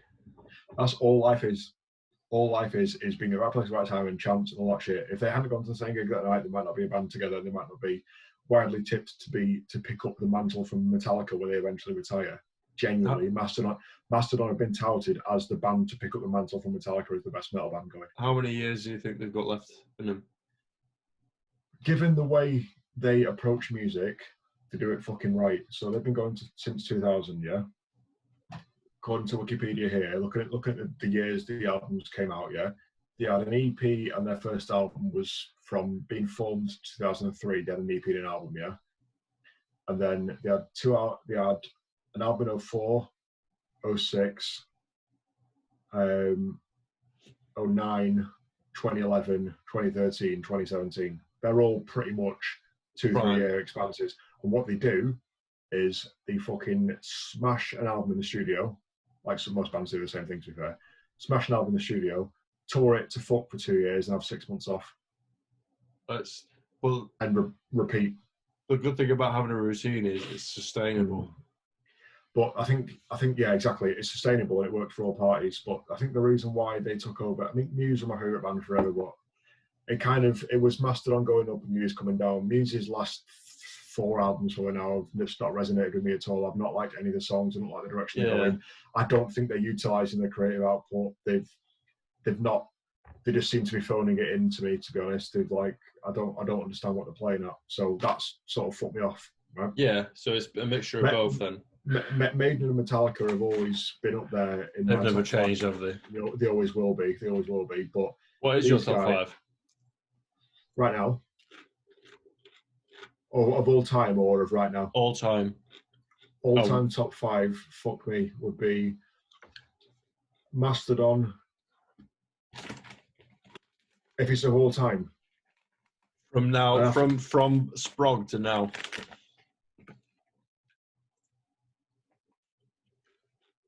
Mastodon, Metallica, Maiden, untouchable. Muse probably creeping because of their first 10 years. And Foos. Yeah. But Ghost's next album, bear in mind how that thing ended in Mexico City when I showed you the new thing. And what's he called now? Papa Emeritus 4. I love it. And I love it. Bearing in mind now as well, they've been planning this Ghost since day dot to get to this point. I love it. It's like a TV series. It's a movie. They've said they wanted their thing to be theatrical. They wanted it to be like theatre and stuff. It's like 3D music, like you said. When Tobias was working at a phone calling centre in Sweden and he had no money, right? And he was in a band that was a bit shit. He was in that like Magna Carta Cartel. He was in them. That's why I like them as well on Spotify. That's in that get a place there. Yeah, no money. So when they started doing the first set of Ghosts, you look at their first live performance, it looks like a fucking tranny, right? It's just like they've done it like it's just like the most budget thing ever. But because he got them on board, granted they sued him and it's different people now, but he got them on board saying, "This is where we are now. This is my vision. I need money to get to this vision. Come with me at fucking level 1 in the lift, and at level 10 we'll take over the fucking world," right?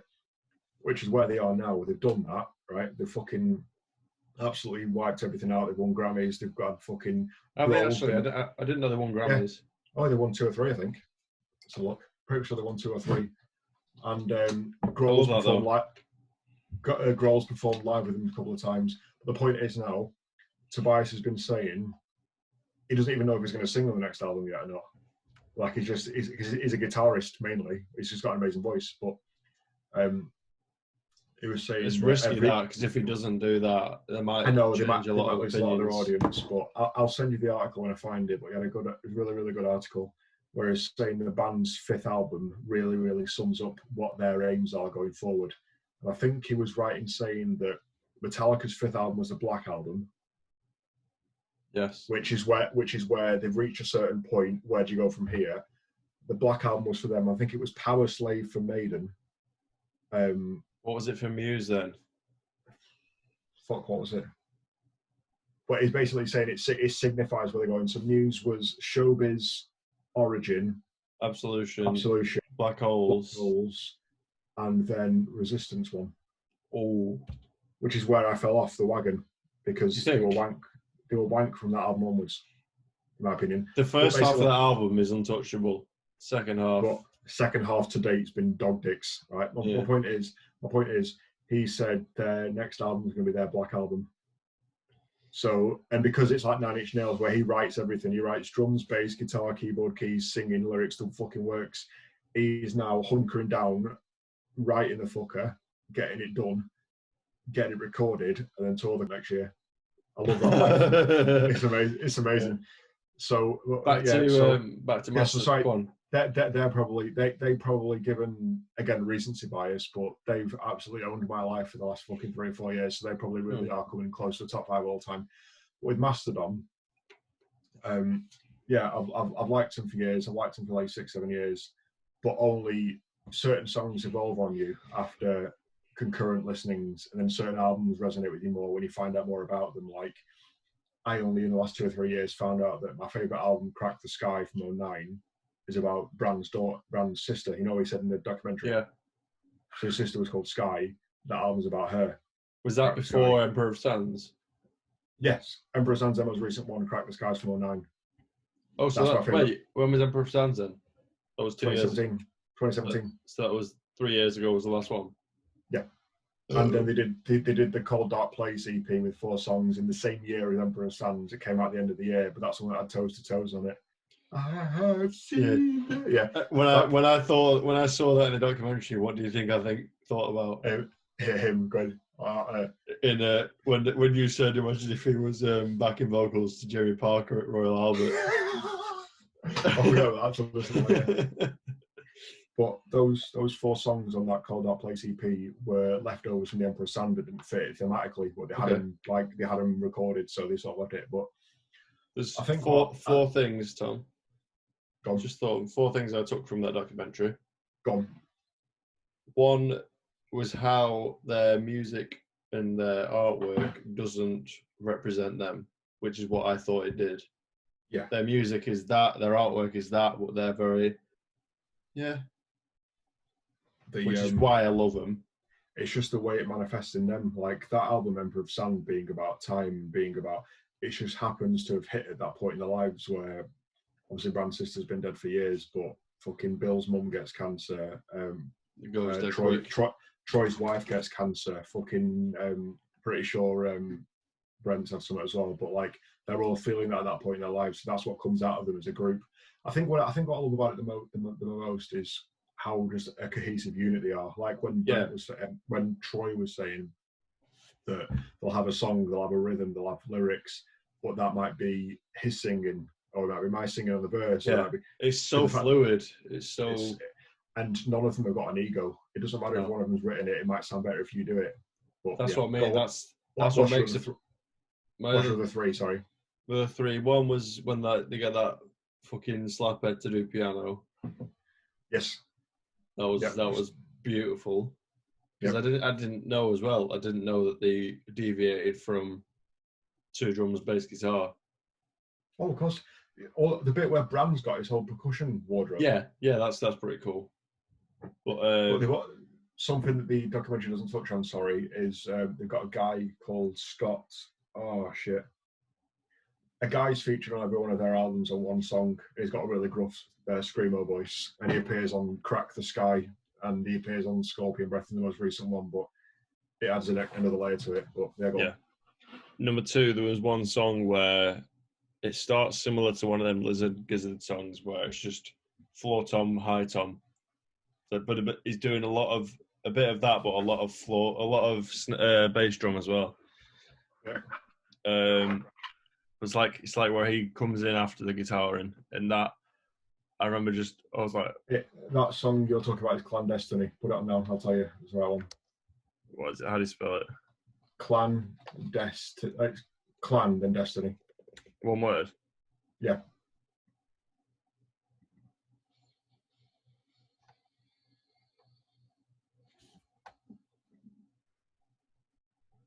I've got it on now. Let's see.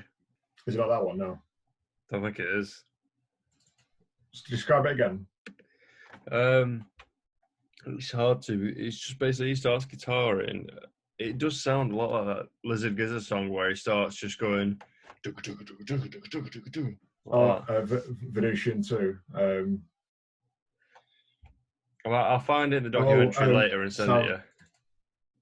Word to the Wise. Try that one. If it's not that one, then send it a bit later.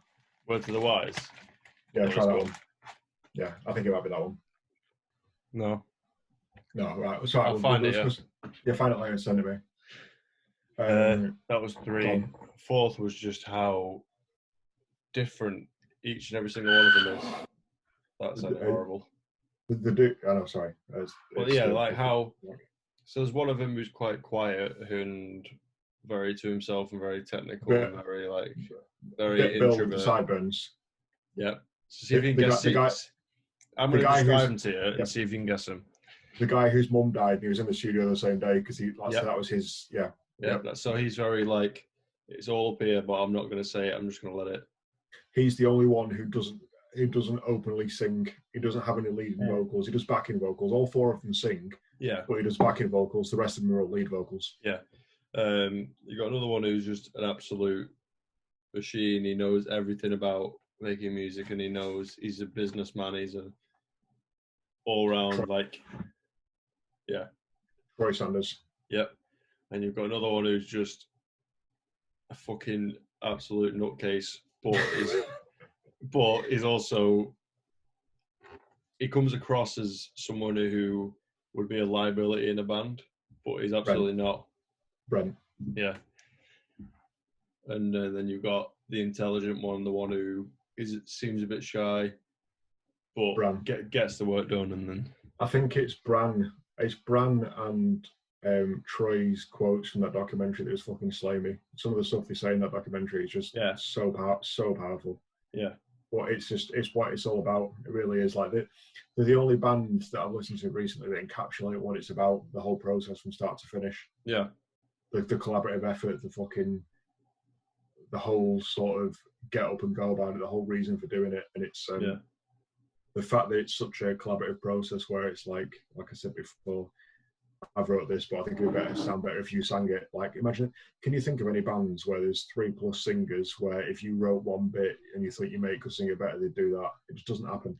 No, I know. But the best thing about that is it's not because it's that he's singing it. It's not because someone else is singing it. It's because it fits better with the song. It fits better with the song. And one thing we've not mentioned yet is how fucking funny they are. Yeah. Just a lot of the stuff they say is dry humour, I think. Yeah, they're just good dudes. Like, when Brand's at the mixing desk with that mask on, he's like... Yeah. Or when, what's the drummer called again? Trey? Bran. Is that Bran? Right. Right, Bran. When he was doing them, like, dark chords on the thing, and he just went, scary. Like, yeah. They're just daft. They're just good dudes, mate. But the best thing about it is because they come across so quiet and so like relaxed, but then as soon as you listen to the music, it's like fucking hell. That is what I absolutely love about Ghost. That is one of my number one things I love about Ghost. If you read any song by Ghost, the lyrics on it, and tell anybody that they are a fucking like not death metal, but they are a satanic metal band, cult lyrics, cult symbols and everything, and read the lyrics to it, it's like, fucking hell, why did anyone listen to that? That sounds horrible. Like, Lucifer, we are here. Yeah, that makes me laugh, that. But then you listen to the songs, you listen to the fucking beat they do to it, you listen to how upbeat it is and how much it makes you want to dance, like fucking Square Hammer and Dance and stuff. You would not think that Square Hammer's about announcing that you will bow down to the devil and serve him forever, or that Dance Macabre's about when the bubonic plague was ripping through Europe and people going to the pub for the last time and shit. It's just, but add a nice beat to it. It's like... That's an absolute prime example of don't judge a book by its cover. Completely. Ghost were a big example for me because Mastodon, I don't really remember getting into them. I just... What got you into them? Was it Horny Man? I think so, probably, yeah. When I went to see him with him as well, that was one of the... That was... Where was that again? Other than Foos, went to see him at the Manchester Academy, supported by Russian Circles, which is a band from California, I think. And it's three dudes, yeah. No singer, guitar, bass, drum. They came in, did 6 instrumental pieces, rocked the shit out of it, and left without saying a word. It was fucking quality. I've never seen that before. We're expecting, like, the opening song was like a 7-minute instrumental. You should hit up Russian Circles, they're really good. Yeah, they sound good. But like no singer came out, and it was all that thing where it's like dead low lit, like it was very dark and then low lit from the top, so it's all the silhouettes just going apeshit and stuff. And then they came on, mate, and honestly, other than seeing Foos with you lot at the big arenas and stuff, the best, smallest venue gig I've seen is these lot. They came out, mate, they opened my favourite song by them, which is The Last Baron off Crack the Sky. They opened with that, did all my favourite songs, and then at the end of the gig, right, the whole band walked off. Bran, the drummer, stayed there, came to the front of the microphone, spoke to the crowd for 20 plus minutes and then walked off. 20, honestly, Sam, just chatting, just shooting the shit. Best thing about that is he probably didn't plan that, but he just felt at the moment that he wanted to do that, so he did. It was the last leg. Felt that it helped. It was the last leg of the European tour, I think. So he was just shooting the shit. But honestly, mate, they'd all gone. They were gone. They'd waved. They'd said fucking whatever. He honestly 30 minutes with the crowd just chatting shit. But as a Yank, like honestly, he's just such a nice guy. He really is such a nice guy. But he every word he says, you know that he's just meaning it. Is it? Yeah, because he's genuine. And I'll show you now, just quickly. Now I can't hear it, but I can see your reaction to it. This is why I love like life in general. Is I get high off the fucking why we need to do simple pleasures. Just the chance of it, just the pure chance of it, and like like the butterfly effect of how one thing can affect another one, and no one can predict anything. Anything can happen for any reason. Well, like how I met like Harvey and Brown and all that, and then we started PPS. In general, and in just like how if you'd gone up 10 minutes late, you might have not heard the same song on the radio and shit like that. But I'd known about Ghost for quite a while because I go on that Ultimate Guitar all the time. Right. The website. I got to check out every single. I go on Ultimate Guitar and I check it every single fucking day. Yeah. Without fail, every single day. Every day. Same thing. For new stories, reading tabs or whatever. And then I'd heard about Ghosts because obviously they were blowing up around that time that I was starting to get into them. But I'd seen pictures of them in like the news articles, thumbnails, and I thought, oh, that looks fucking weird. And I'd seen one after that where it said that Dave Grohl had been a ghoul in one gig. It was the drummer ghoul for one gig, and didn't say anything to anyone. But there was like a lot of speculation that it was. And I was like, why would Dave Grohl be with them? I'd like because at that time, Zach Brown EP was out. Right. I was like, but Dave likes them. Why would he be with them? They're all weird with masks and shit. And then I thought, after a while, obviously subconsciously, I was like thinking, oh, whatever, like I like Slipknot, whatever. And then a news article came out that I'll try and find the date for it. But obviously, Dance was the lead single to, or the second lead single to Prequel that came out in 2018. Yeah.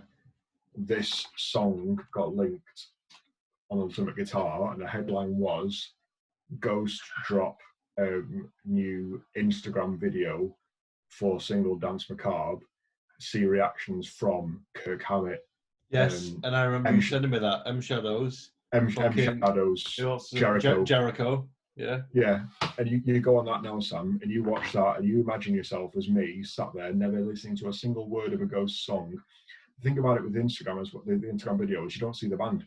So it could be anyone. Yeah, exactly. So that's the good side of it. That was good marketing, that. And you put that on and you don't see the band, but you hear that song.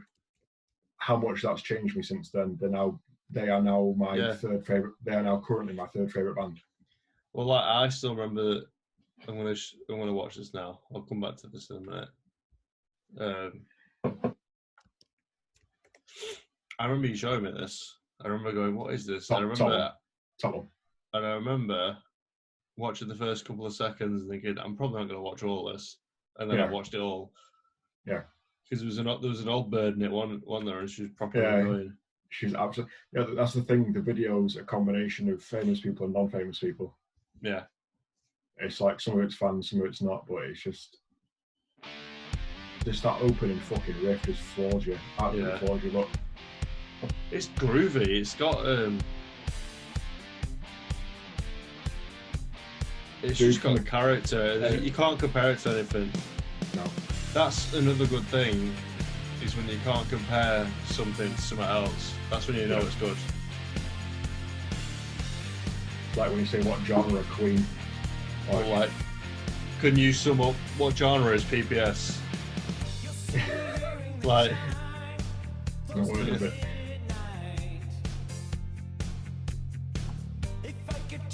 This was. When's that? I was looking at the date it was uploaded. Fucking hell. My 22nd birthday. This must have been pivotal for them. Yeah. It was something, it was. Dance Macabre's infested the nation. I love that. message from the clergy as well. Come from the church. Go down again. Look at the people who said who reacted to it. Anthrax.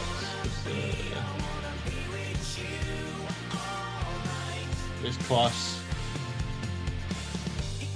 But I remember reading an article about them as well in The Guardian, Sam, and they said that for anyone that hasn't listened to them, Ghost are a combination of a death metal, Barry Manilow, and ABBA. Yeah. Well, but why does everything that comes out that is new have to be like something else? That's the whole point. When people say, what are they like? Well, they're not like anything else. You get pioneers, Sam. That's all it is. You get a pioneer of the vision and they stick to it. It doesn't get compromised, and it's just like, he's nailed it. Hence, the next clip I'm going to show you is the opening clip to Planking Madness, if I can find it. There it is. I don't remember doing this, and I don't remember this being uploaded. Jan 15, right? Shit the bed. So this, I think the opening comment of this is you're 5 years too late for planking. Does this make you feel old or not old, given that this was only a year prior to La La Land? Was it? Yeah, La La Land was 16. I thought it was 17. Yeah, this makes me feel old.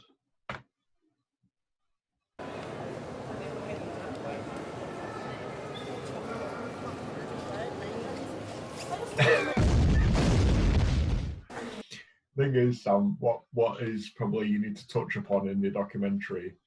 Yeah, top comment. You're about 6 years too late. I think one thing you need to definitely mention in the documentary is about obviously filming primarily in Blackpool. Yeah. The amount of shit you've got to do in Blackpool to stand out says a lot. Well, we knew that. Two main things. Filming, we used to film in Cleveland's the most because it was the nearest, but it's so fucking difficult because if you're on the same, because there's obviously two sides of the road, you've got the home bargain side where it's a big pavement, and that's where you do the clip, but you'd film on the other side, so you're not getting seen filmed. But as you hit record, number 9 bus comes right in front of you. You've got the traffic, you've got everything else. It's not good. It's another not good. thing. You know, when Jace doing that would film in Walmart, Americans reacting to stuff, their reactions are so much better. But when you're in Blackpool and you pretend to fall over, no one gives a fuck. It's right place, right time. It's Jay Stewart worked out that you're likely to get a response from anyone if you fall over in a Walmart. But you guys tried the same thing, and it worked well in some cases, but not others. Like the one with a bra in Asda was very fucking funny. But a lot of times you run into a wall, and where the I can't remember who it was, where you're in the George bit of Asda, and one of your mates said, "This would really suit you," to a woman. Picks up bra. That was Tom. What's his surname? Sumner. He's a good lad. That makes me laugh, and it always makes me laugh. Like thinking of shit like that, where it's just like so brazen and so open that it's just like or the one where Dom goes up to an old woman in Fleetwood Asda, and he goes, quite simply, Tom, let me get inside of you. But not in a shaggy sort of way, can I just like you're a den, like a kangaroo or something, I want to get in your pouch. But the best thing is as well, she goes no, and he goes, please. Honestly, please. So many good videos. Like, did I tell you any of the questions we did in the quiz? Like, the one where Harvey goes up to these old women. I think it was the opening clip of Being Weird 4. Yeah. He goes up to these old women on Freeport and Cleveland's prom, and he asks them something. Yeah. And as he asks them something, he pours a can of spaghetti hoops onto his head. Just upends it. I remember seeing that one. But the question I asked the lads was, what did he ask the women? What question was it? And who got it? Only Dom and Harvey got it. So Harvey obviously got it because he did it. But Dom got it. And the question was, do you know where I can find a good pair of sandals? And then walks away. I love the it's one of those things. It's like Jokers. It's like anything that involves the public. It's hit and miss whether or not you're going to get a reaction or not. So the whole take can be ruined by someone who just fucks you off. But as much as you were pretty much assaulting an elderly gentleman, was it you or was it Dom who was coming up to that old fella and was like, "I'll knock you out in a minute. I'll put you on the floor if you do it again." That was Dom. That was Dom. Yeah, so stuff like that could go anyway. Dom could have got like lamps in the larynx, or the guy could have put him in his car and taken him home. That would have been like as funny. Yeah. Like it just like depends. Like when I was at sixth form, we were all stood around. There's like 20 of us stood around at lunch once, and we were pretending to do fake throw-ups on the floor as like instead of revising or succeeding. Like our sicking video.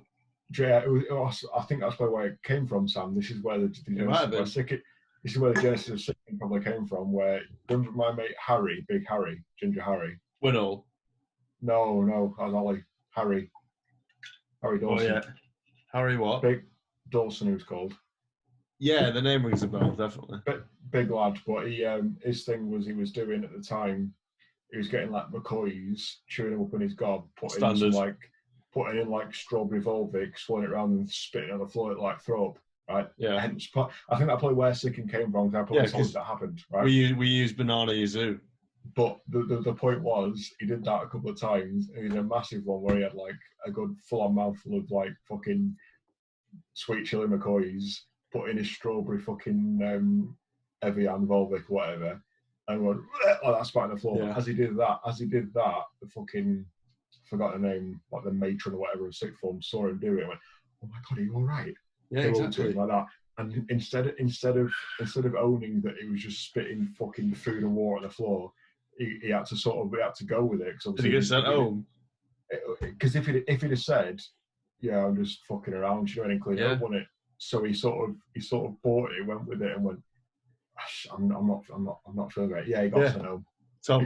So he owned it. He went the whole way home, and his rest of his day was sat at home. We were all pissing ourselves because we knew he was taking the piss. He's all there to write off because he got caught vomiting fucking chili whatever goes on the floor. Do you remember when I ran into that window in Freeport and the woman took me inside the shop? That's another example of that. That's the jackpot. You want someone who is a conscientious person who happens to have a vested interest in other humans being alive. If somebody did that in front of me, I'd have walked past them. Yeah. Well, you know when I did that clip as well in Sicking, when I throw up and that goes, "You've been smoking bongs, mate." Yes. Yeah. That can we shower yours, mate? Yeah. It's like him, isn't it? Honestly, right? Have you got YouTube open? I kind of. Just the opening Sicking clip. I want you just to see it because it's mine. It made a good noise. Just put Sicking with a dash in the middle. Should come up. I've sent you 2 videos I want you to watch in reverse order. Sicking, if you type in Sicking, it's second down. Because Trippy Reed, some rapper dude, has released a video 4 months ago and he's got 1.2 mil, so we'll let him off. At least we're second down, though. That's mint. I didn't know that.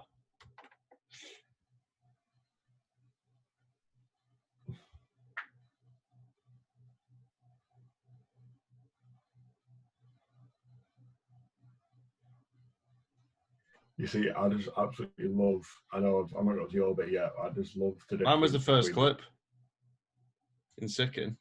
That's not you. With the hood up. Superdrug. That's me. Hey, Mac loves you, bastard. Exactly. It's because you got a fringe, you don't recognise you, man. I've got a fringe now, it's just half the size. I just love how that old timer was just looking the way.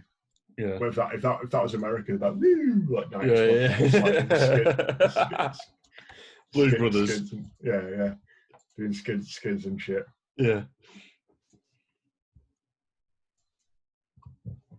Well, my favourite thing about PBS is just the fact that we've got that much of a catalogue that we forget about how many great clips we've got. And the point is, you'll always have that as a bank to reminisce on. Like, I will only have that with my mates when we meet up and talk. Like, when I'm meeting up at the weekend, we'll meet up, chat shit, and stories will come out that way. But you guys have got it documented. You guys have enhanced it. You guys have got... I think it's probably an age thing. I think probably if we were your age and you were younger, we'd have that as well. Where we'd have the fucking... the medium to document it all. But you think when YouTube came at its prime, 07, I think, was when it came out. And I left high school in 09. Problem was, in 07, fucking GTA 4 came out, didn't it? And that was when all of my mates, bar me, bought it, went live, and I fucked them all off. Why? Genuinely, I had a conscious effort to do that because I knew I wouldn't leave the house. Okay. I said, it came out in like year 10, and I played it about 5 or 6 times at Ryan's house, and like Reese and James and shit. And just, I remember once I'll never forget this. I tell Ryan and Mike every time, we always laugh. Do you remember the copter from GTA 4, the big fucking black one with the dual like Gatling guns? You could get like 6 blokes in it. The helicopter. The helicopter, yeah. Yeah. Oh, I thought you said cops. Yeah. The helicopter. You can have like 2 at the front, yeah, and then two sat on the side like clone troopers, yeah. And like the fucking dual Gatling guns.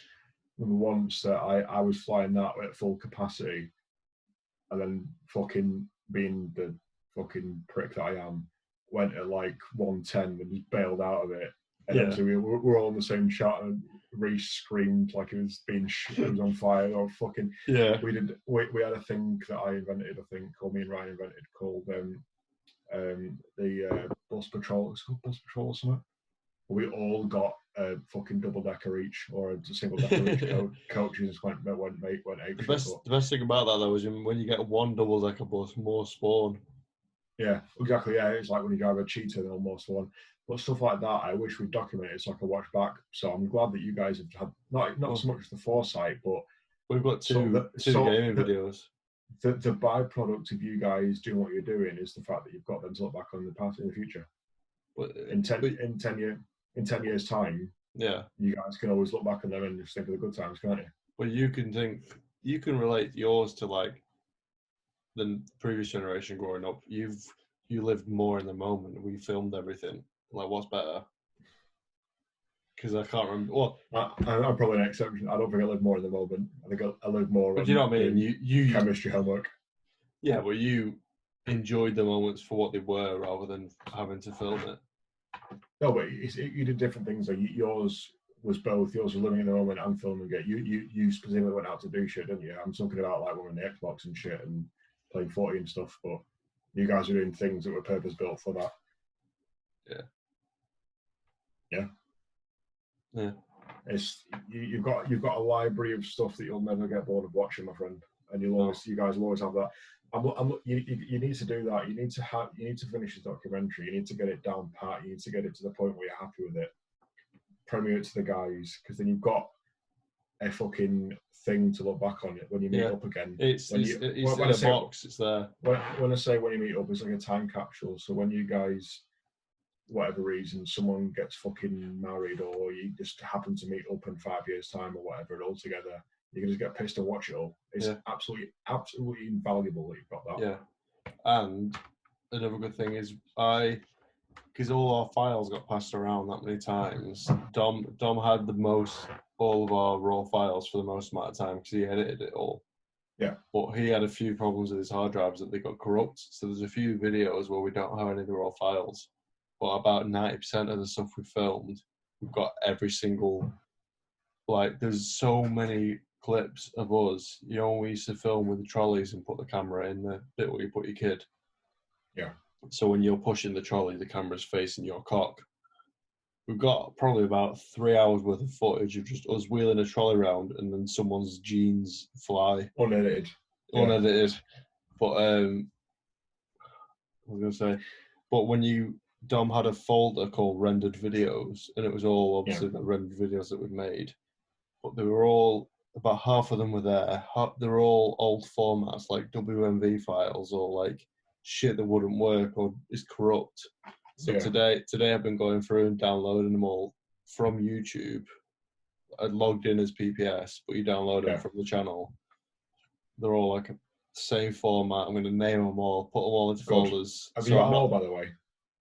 I've got about half of them today. I'm going to do the rest tomorrow. Because that's one thing. If I had a YouTube channel that was personally mine, not Total Scenario, but if I had my own channel that I gave a shit about, I'd want them all downloaded locally, because if YouTube blocks your account for any sort of number of copyright strikes, whatever it may be, Yeah. you lose your videos. You lose your videos forever, irrespective of appeals. So I've you've got- now got them hard copied as well. I've got all top scenarios as well. Like every video I upload, I then download. Good man. Good man. You're smart, man. But You're again, doing the right thing. Oh, I've only learned that from not doing it before. I know. It's not that I was smart. It's that I previously was stupid. That's going on a t-shirt. I'm not smart. I was previously stupid. I honestly sound. Do you agree with that? That's the only reason I am where I am now. The only reason I am where I am in terms of like professionally as well. I'm only where I am because I did it wrong first. Yeah. And I fucking learned from it, didn't do it again. As long as you don't do the same thing wrong twice. Yeah. Yeah. That's when you're stupid. But like Yoda said, the greatest teacher failure is. He said a lot of dumb shit, though, to be fair. And he's green. And he's a dwarf. Yeah. I bet you any money when Luke went into his little hut in Dagobah, he went, oh, I bet it stunk like dicks. What colour do you reckon his shit was, Yoda? I mean, before we go into shit, he had a lot of good sayings. Do or do not, there is no try. I like that one. Yeah. I like what you just sort of compared it to by saying. That's what he said. Failure. No. Because he's confusing me with how he words things. The best teacher, failure is. Which it is. It completely it is fact. What my thing that I've said a lot is I like finding out when I'm wrong because I don't know how to do it again. It's just, I don't like knowing when I don't like it when I don't know that I'm wrong. That's when it's bad. Yeah. Because you're just plowing ahead as fucking. But you'll always realise that later in the line. Mm. Like when people will say they were in bad relationships for years, they never knew until it was 5 years too late. You will find out. Yeah. Like it's just one of the things. But it's you want to the stuff like professionally, like you wanted to oh, there's a fucking word there. Go on. Walk me through it. So I've got Spotify open here looking at Emperor of Sand for you before, and at the bottom of More by Mastodon it's got Remission Deluxe Edition reissue from 2014. Once More Around the Sun, which is my second favourite album, and then their live album which is called Live at Brixton. That's why I love our brains, because it can go from something so simple, just a lot of junk. Right. No, that's going in the trailer, what I just said then. Love our brains, because it can go from something so serious to go, just a lot of junk. That is completely.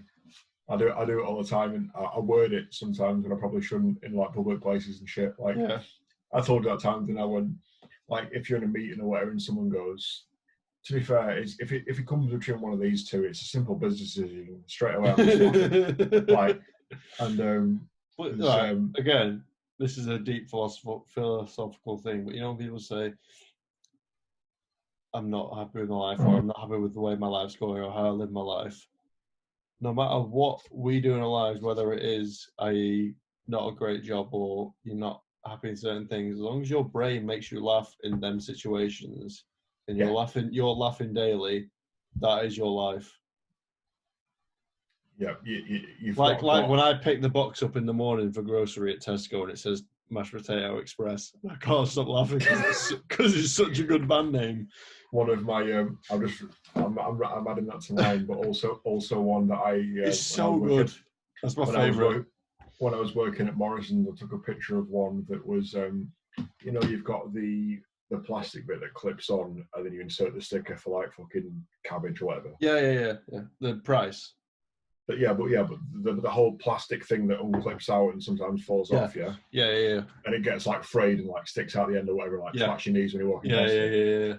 I remember once walking around in Morrison's doing a stock take when the shop was shut, and one of them was on the floor.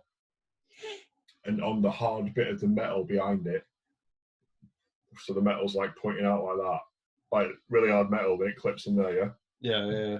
There's a sticker on the metal, not a wasn't a front-facing sticker. It's just a case of letting people know where to put things. It said Meat Plinth. To this day, I've always thought it'd be a mint band name. It just said, I took it. It's like EEO3 Meat Plinth. Like that is a band name.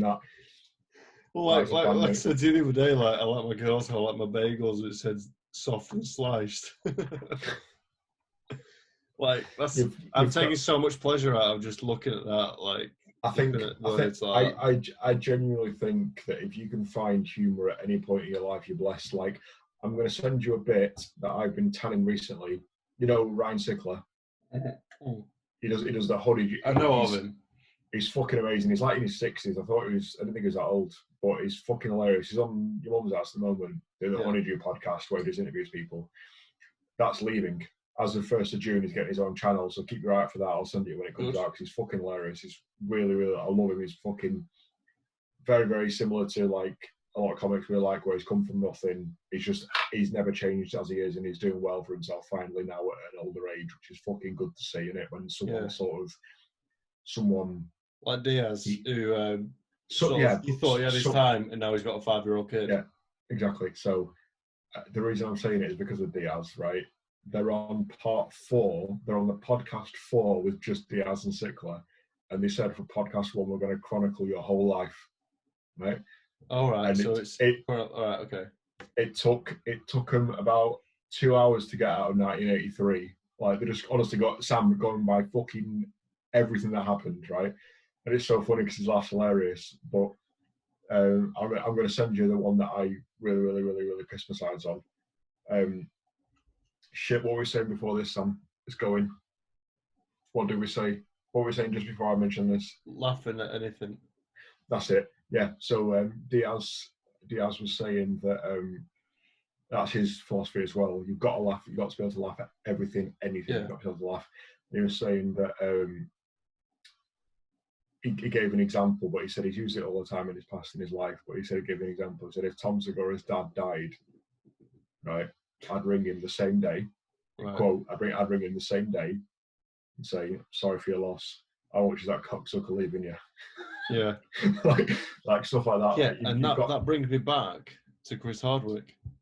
You know, when he, I might have mentioned it to you before, but he... when he got Me Too'd. No, not that.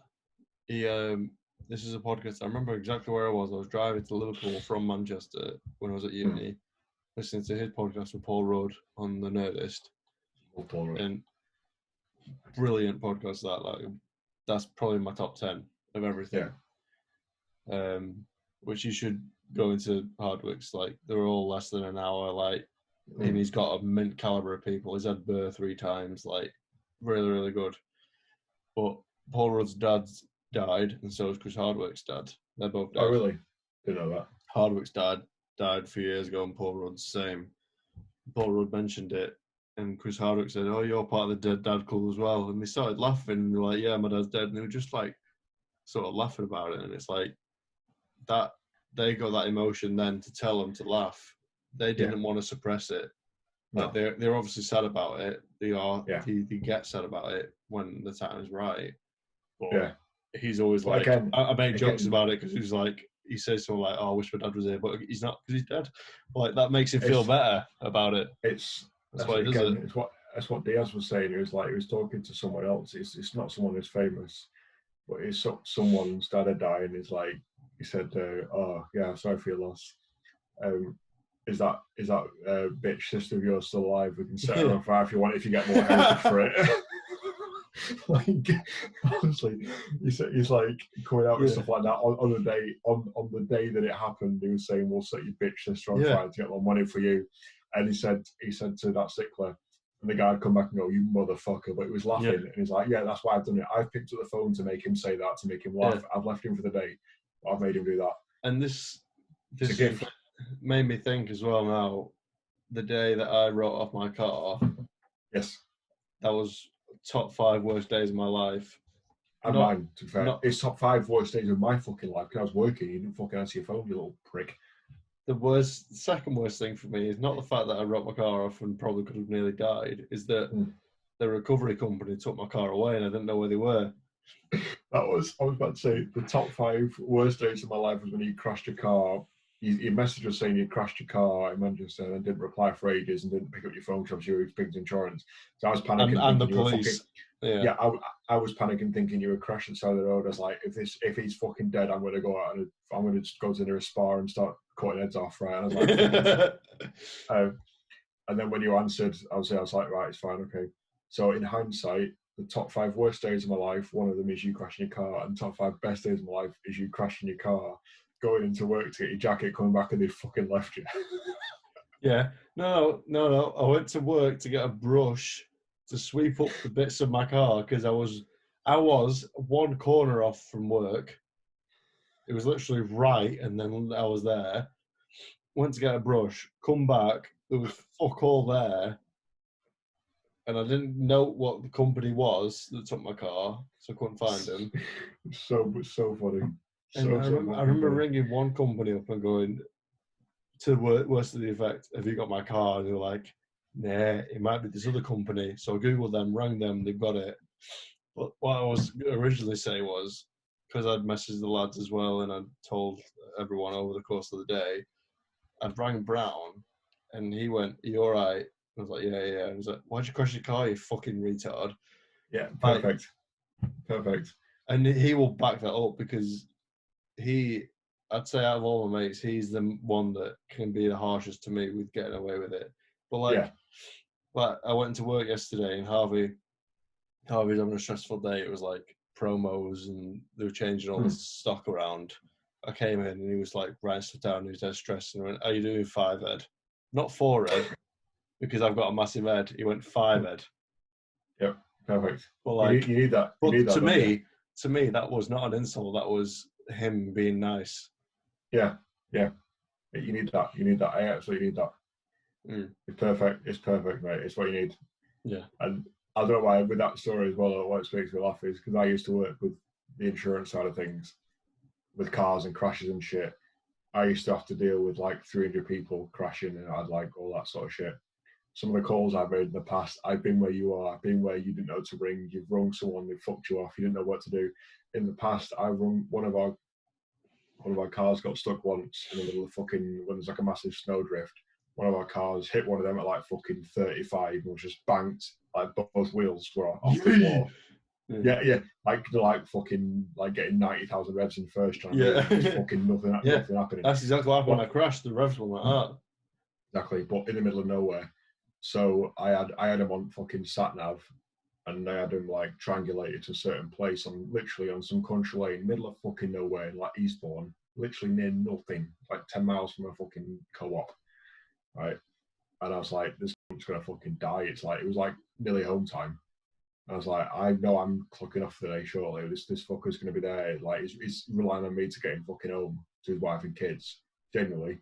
His car's up on bricks. Why? Because you're the other one that could make the contact to other people, not him. He didn't know where he was. Well, that's his fault, isn't it? Yeah, no, I can't just go.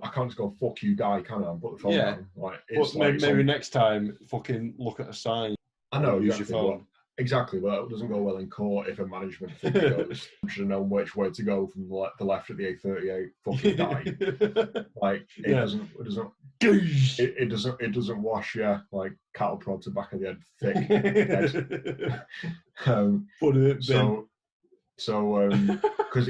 Because it was purely a snow thing. Yeah, I had to do what all I could do basically. Fucking, because it was like the whole country was getting fucked. It was like 2 or 3 years ago. This whole country's getting fucked by the bad weather. I rang the insurance company that our car was with. I rang the fucking, like, it might have been the AA or whatever. Said, our guy's crashed. He's got no fucking food. He's been out there for 3 hours. What can you do? And she was like, it's 12 hours minimum from now. We've got that many fucking calls on. You're bottom of the queue, mate. You've just come in now. And I was like lying, saying he's a wife. He's pregnant, like just saying anything I could try and get fast track it and shit. So just didn't happen.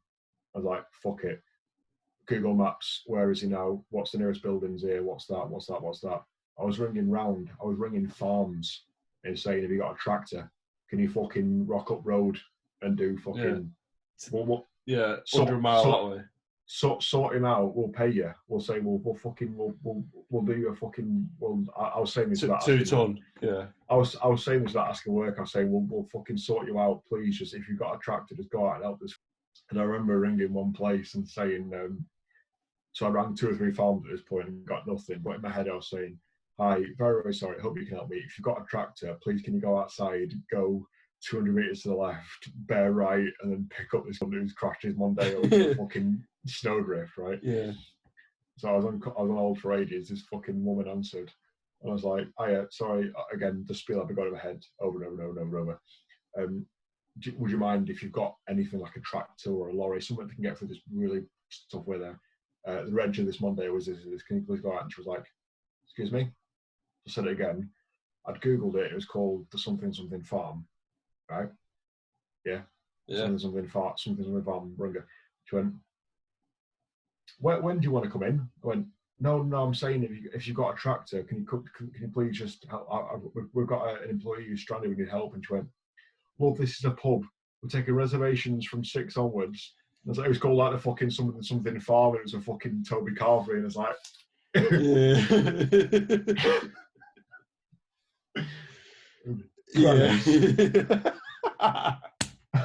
it's like, so, I'm sorry I ruined your lives. Yeah, exactly. I'll send you an email. Look to sign up. Yeah. That's class. Stuff like that's happened before. So many fucking things like that have happened before.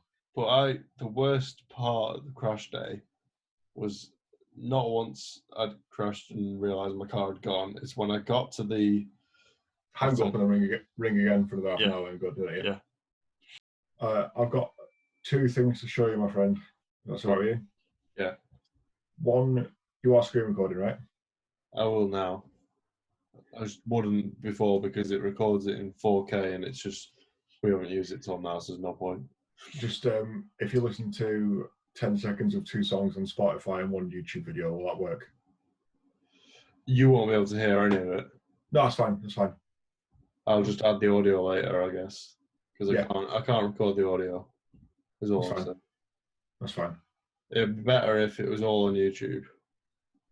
Okay, hang on then. So basically, I was going to say, you don't know how long I've spent on that fucking Spotify playlist of Guitar Hero, by the way. Yeah, that's a lot of time, that. Honestly, if you have a quick look at the set list now, go on it. Just go on it now. You don't have to play anything for this. Just go on it and just look at it. And go down to J. Sort by artist and go to J.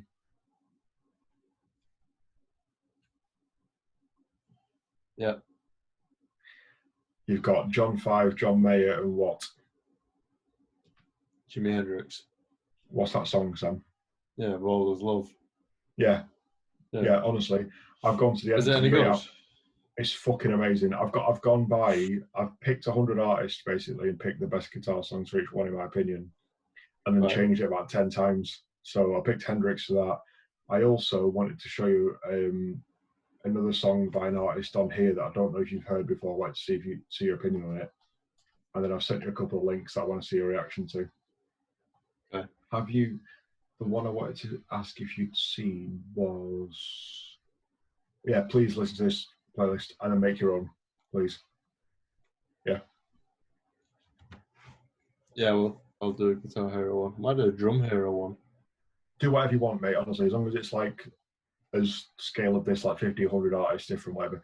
Go back on mine, go to artist L and listen to the opening of the Leonard Skinner one, Give Me 3 Steps. What a fucking tune that is. Got it. Right. Do you remember the one we watched, the live one? Yes. 03. Freebird. Isn't the singer of that the original singer's son? Yes. Like half the band died in a plane crash, didn't they? Yeah, which is why that brought me to my thought where every band can go on forever. I don't know if I agree with that. Is there any original members left? There's a few, but that's the point. Does a band continue if none of the original members are there? It depends who's in charge. No, say for example, Muse, and they get a new bassist, drummer and singer. Is that still Muse to you? if it's all the same songs. To me, no, but it could be that the manager says, yeah, it's still Muse, and they release albums as Muse. Don't think that should happen. No, I don't either. Like, it came to, there was a band recently, there was a bit of a lawyer thing, I think it was Queensryche or something, I've never been a fan of them, but the lead singer fucked the whole band off and said, I am this band, I'm getting you band members. And they then said, no, we're the band, we'll get a new lead singer. And it was like a duality on, like, who is the band. Okay. I for example, if one of James, Kirk, or Lars dies, they should stop. Because, say Lars goes... Rob's got fuck all to do, hasn't he? So, yeah, he's been there for like 13 years, but compared to... It's the main three. They're the core of the band. If one of them three goes, they should stop. Say Hetfield goes. Yeah. Right? And they get someone who can sing like him and play guitar better because he's 25. It's not Metallica anymore. No. I think AC/DC should have stopped by now because of the fucking Malcolm Young. He got dementia. He had to learn the songs every single day before the set because he'd forgotten them because he had dementia. Every single fucking day before they fucked him off and said, like, obviously you can't tour anymore. But I mean, if you're one of the two or three founding members, mate, just fuck it off. I know it's like 20 people's jobs or whatever with the crew and everything. Yeah, no. Yeah, like I said, I know what you've done with your job roles in the past. You've told me about you did the work, but it just makes me laugh how the director's lines to them will have been, "You've got one sentence in this whole fucking series. Own it, fucking own it." Like, did you honestly? Right. 1 second, sorry. There's one that someone says in that when just wait, shut your mouth. There's one where basically Aubrey Plaza is like Nick Offerman's sort of like understudy, fit as fuck as well. But he doesn't want to do anything in the government. He hates it all. He just wants them all to fuck off. So he pays her to just like not answer the phone and shit. Yeah. But she always reschedules his meetings to the 31st of March because she didn't think it existed. Right. And it's like she got the rhyme wrong or whatever. But he ended up having like 100 meetings in one day. But this one fucking woman walks into his office, right? Bear in mind, he's like the owner of all the parks, like the runner of all the parks. And she goes, "My dog found a sandwich in your park and ate it, and I want to know why it didn't have mayonnaise on it." And he's like, "Fuck you on about?" Yeah, like, just fuck off. Like, just that level of reprobate. It just makes me laugh that they're so represented in that program. Oh, fucking hell, that's reminded me, Sam, of another conversation topic for us. That's spot on. That there's going to be so much. The world's going to be a different place once this is over, but like I can't wait to start again. Sam, there was a Reddit thread today I'm going to link you to. It is going to be a good top 10 for us to do. I'm announcing now. Future top 10 for us to do. And it is top 10 moments where the score in a film absolutely fucking amplifies the moment. Yeah. Fits it perfectly. Wouldn't be the same without it, but it fucking elevates it. And it wasn't the top comment at the time, but it was the one that resonated with me the most. And if you could cue it on YouTube now, it would make me happy so I can watch your face if you screen share. No, I want you to shush up 1 second. Go on Discord. Please. Yep. Just how much this just improves things. So to those who can't see, this is Mr. Jablonski. I'll add it on. This is Mr. Jablonski, Arrival to Earth, which is absolutely fucking paramount. The top comment on the Reddit thread, Sam, that resonated with me was, I forgot the name of the actual track from the score, but it was when the beacons get lit in Return of the King. Yeah. When it like acquiesces from the fucking Gondor theme to the Rohan theme, and it gets back to Aragorn and he sprints up there. Yeah. Oh. Like we said, moments in cinema when End of Dark Knight, when he's telling it off on the bike, and Commissioner Gordon's doing that over thing. The voiceover goes, because he needs to be hunted, because he must be hunted, all that shit. Oh my fuck, turn this on, fuck you. I'm turning up Fred Boat, here we go. 147%.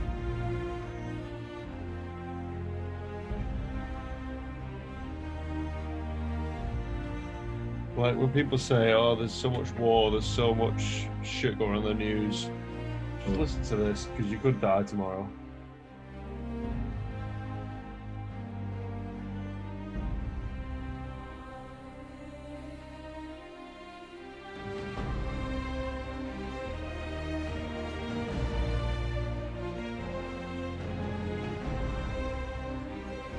As much as cheers, by the way. As much as I've raved in this podcast about Mastodon, Ghost, whatever, the only artist that I love every single day of my life is Hans Zimmer, and it is for reasons like this. Like, it's a different level of music. Like, it invokes different emotions. It's so many different levels of like you said now with this. Anyone who's got any sort of strife, anyone who's too caught up with the current affairs of the world and they can't handle it anymore, music is the best sort of fucking escapism for that, and the best form of escapism music for me is Hans Zimmer. Mm-hmm. He is fucking absolutely like to be able to, like, you know, like when you smell something, like if you smell fucking, if you're out and about and you smell, I don't know in your case what it'd be, but you fucking, I don't know, you smell like. I've got a thing, like, I've got a you know what I mean, aftershave that I wore 10 years ago and I still buy it now. Yeah, when but I smell that, it takes me back. Exactly, that's how memories are hooked up and stuff. But with shit like this, man, it just completely fucking disassociates you from the world. Like, What's your top getaway instead of music? I know, because music is in there. What's your TV or visual getaway? Because mine's Jokers. Every if I'm having a shit day at work or if I want to start my day off right, just find a good punishment and put it on. You know what I mean? Yeah. Mine's one of three. In terms of I want to separate, but not with music. Yeah. It's one of three. Go on. Jokers. Any Jokers. Mainly the one with One Fish where Joe is black daddy, and that just kills me every time. Yeah. Stuff like that. One Fish. Yeah. The second one will be like a random Yorm's House clip where they're just fucking around and playing like the Mark Wahlberg one. And genuinely, most recently for me, over the past sort of 2, 3, 4 months, honestly, has been logging into Netflix and playing the thick of it. I must have watched that 6 or 7 times now on repeat. Like, finish series, replay. Honestly, mate, it fucking cures me of something. I don't know what it is. It's just, it hits me on so many different levels. It's like, you know, people say when they go to the gym, they're releasing stress. It's like that. It's my happy place. It really is. Yeah. Right, Tom, whatever you do now. But genuinely, Sam, anything, if you're talking about this sort of thing, we're back to recency bias again. If we're talking about the last 3 months, it'd probably be the thick of it. If you talk about the last week, anything listened to or watched, it's the same thing for me. And it's King Gizzard. It's King Gizzard at KEXP. Yeah. Any of their live things, man, fucking kill me. You know, you say recency bias. I've got one called not so recency biased, just of all time biased of the last year. Shut your eyes. Don't look at Discord. Get Discord off your thing. I know, I'm in my seven. There you go. I'm going to do something for you now. My laptop background is Vegas and it kills me because I'm not able to go for about 2 years and I want to kill myself. Go on. Close your eyes. This song. I don't need to. I can't see it. Okay. This song is going to be one that it's one of them where it's an instant fix. This is going to put a smile on your face. I know it. Oh fuck.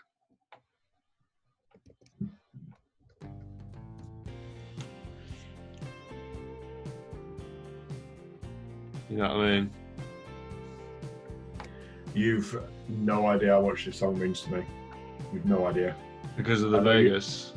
I know, not Vegas. I know you love Maya, right? I love Maya, right? I want you to screen share right now and go on Google Maps. If that's possible. Yeah. 1 sec.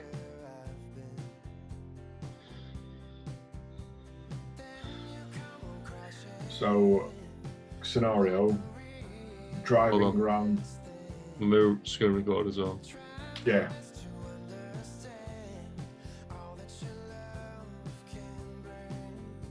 Go on. Me and Lauren drove around Texas. We drove from Houston to Galveston. So if you just look at that on map, just type in Galveston, Texas.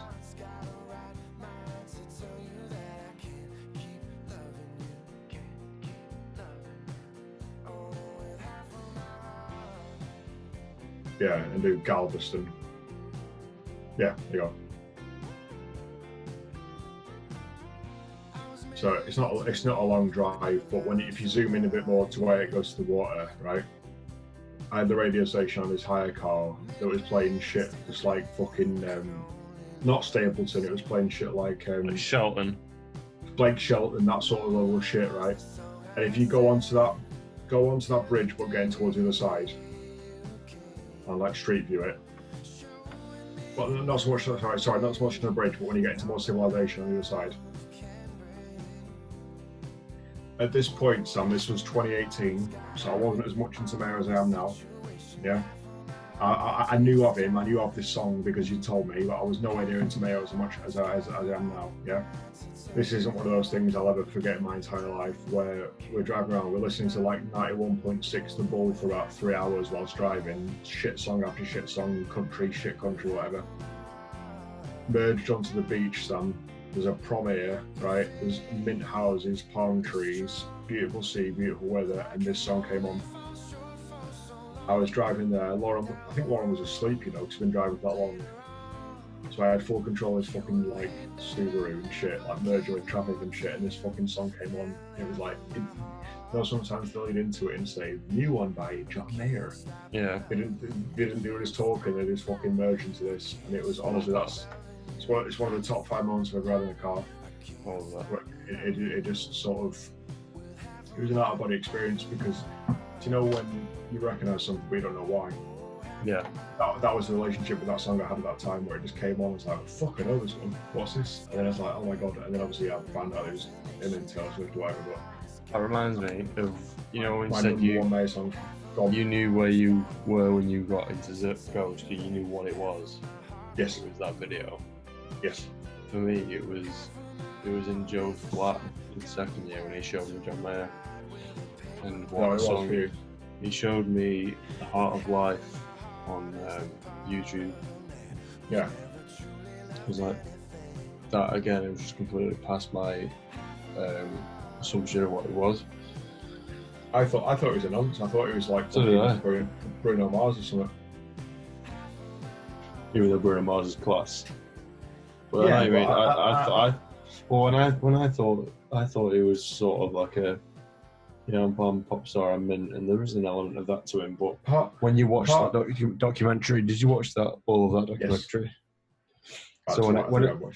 So when he got to Continuum, got all his Grammys and whatever, shagged like fucking Jennifer Aniston and Jessica Simpson, and then like all in the media and all that for doing shit wrong.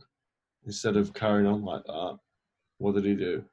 He went and recorded Born and Raised, and then Paradise Valley. Like it's not even that for me. It's lower down. It's the bit with the pop music that gets me at the minute is you don't have to write your own music to be successful. I understand people have jobs where they fully write songs for bands and shit, like 56-year-old men writing songs for One Direction. I don't understand how people get off on that. Mm. But speaking of awards, by the way, I forgot to Google something from before. Ghost, they've had a Grammy nomination for Best Album for Brickell from last year, and they won Best Metal Performance for Cerise. Fucking tune, what a song. Do you remember that live video where he goes like that? Yep. I watched the full video of that today, and there's a 4-minute guitar solo in that video. So you need to watch it. Will do.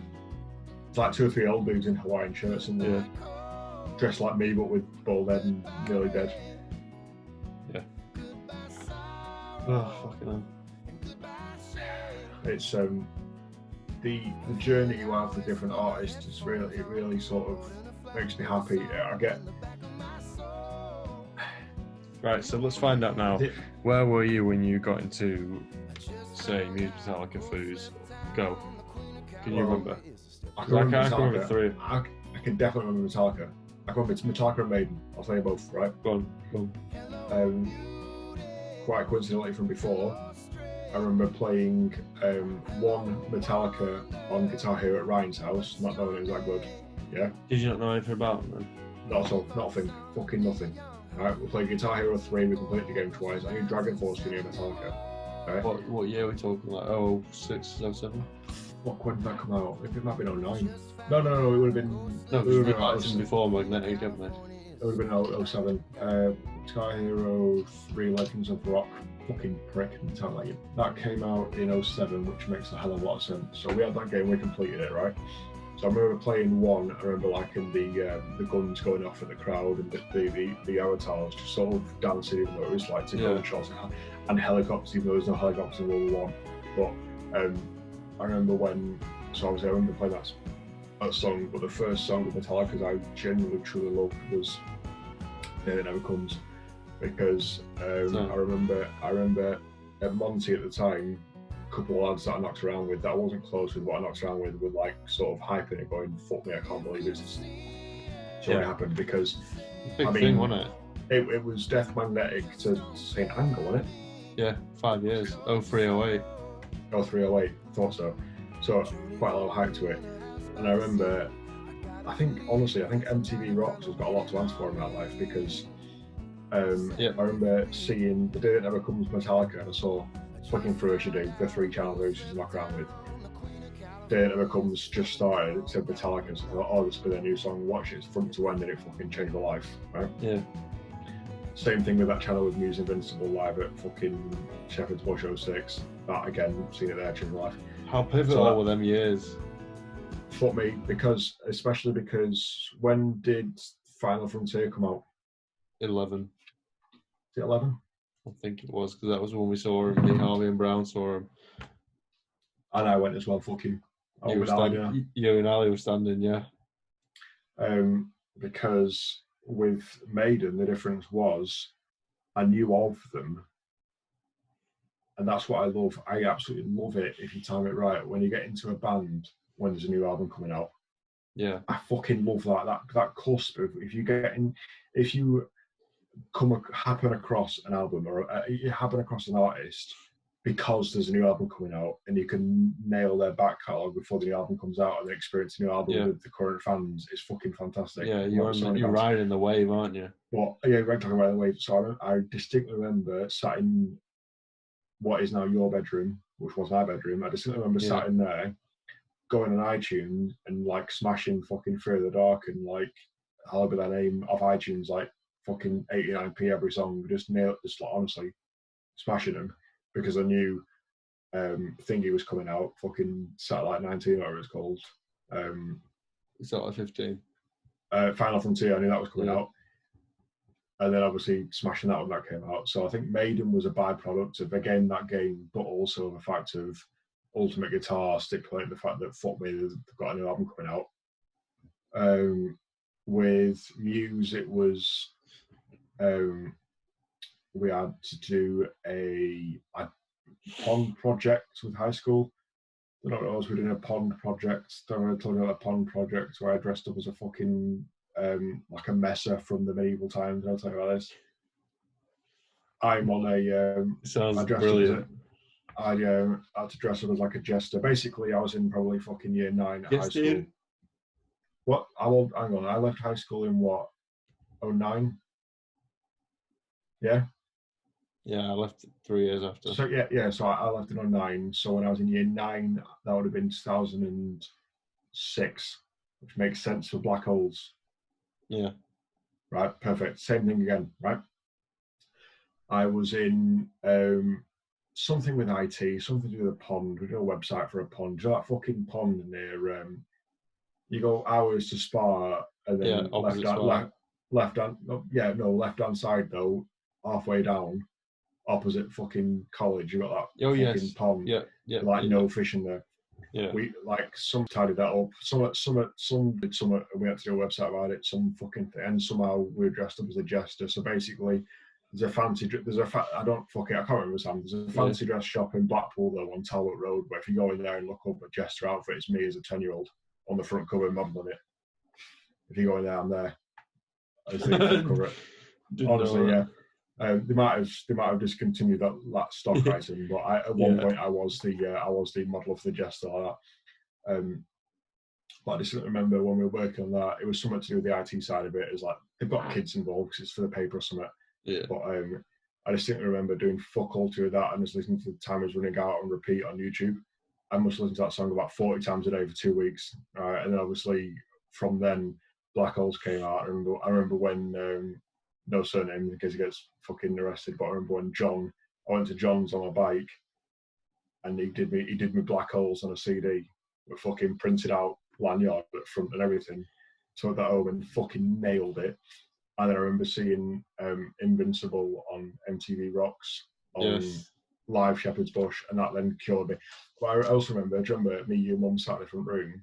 Every single time I'd come in, flick telly on, and flick from like Kerrang Skulls or whatever, Starlight would always be on. Like, told you, we're always there.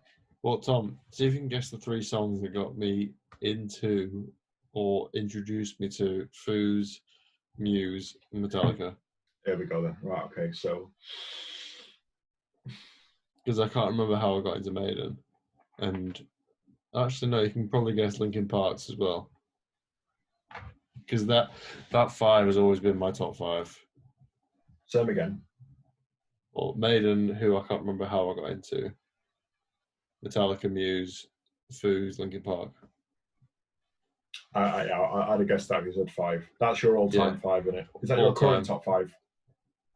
Separately from that, is that your current top 5? No. Because my current top 5 is Gizzard, Ghost, Rammstein, Mastodon, Gojira. I can't think of my current, but yeah, that's my all-time. Well, yeah, I guess the songs that got me into them. Because you would have had a big input on these. You probably because like at the time when Black Holes came out, Tom, I was 10. One second. And to make it easier for you, Tom, the songs that got me into LP, Muse, Foos, and Metallica, they were all music videos. Yeah, I'm just looking now on Wikipedia, and Girls Aloud had an album that came out in 2005, which is probably what we were chiefly listening to. Yeah. Until Busted was 2003, 2004. Yeah, that's true. But yeah, try to guess songs / music videos. Well, music would have been the same as me, wouldn't it? Starlight on the ship. Starlight, because I remember. Do you remember we got Sky Plus the day? 3 things remind me of that day. Go on. 1, Tiv helped us install it. With his colour blindness, just fucking Sky yellow. Smashed it, yeah. 2, I tried to rewind fast forward SpongeBob even though it was live. And 3, I remember being stood up with you in the middle of the lounge, Kerrang on, Starlight on. Life changed. Yeah. So Starlight, Muse, 1. What are the other 3? Other 3 for the other bands. So Foo Fighters, Park, and Metallica. So I think you would have come into Foo Fighters after Muse. I think Muse were pretty much the genesis for both of us to graduate. I think they were the gateway, like Weed's the gateway to like meth or whatever.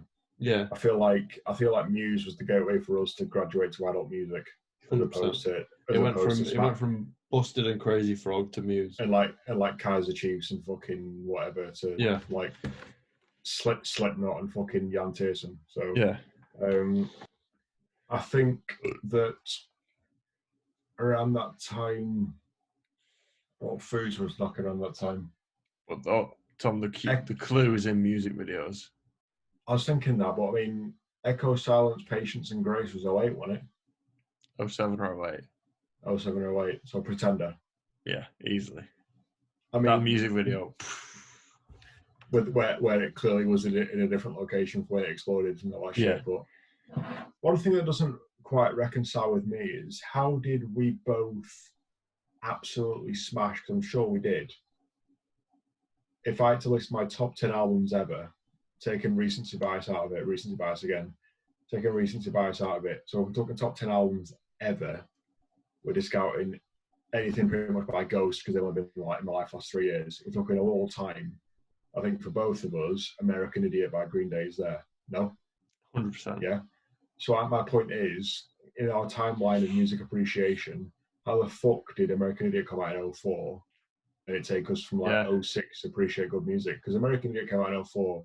You got American Idiot, Jesus of Suburbia, Holiday, fucking Bill Out of Broken Dreams. How are we fucking dual-wielding that with like Daniel Bedingfield?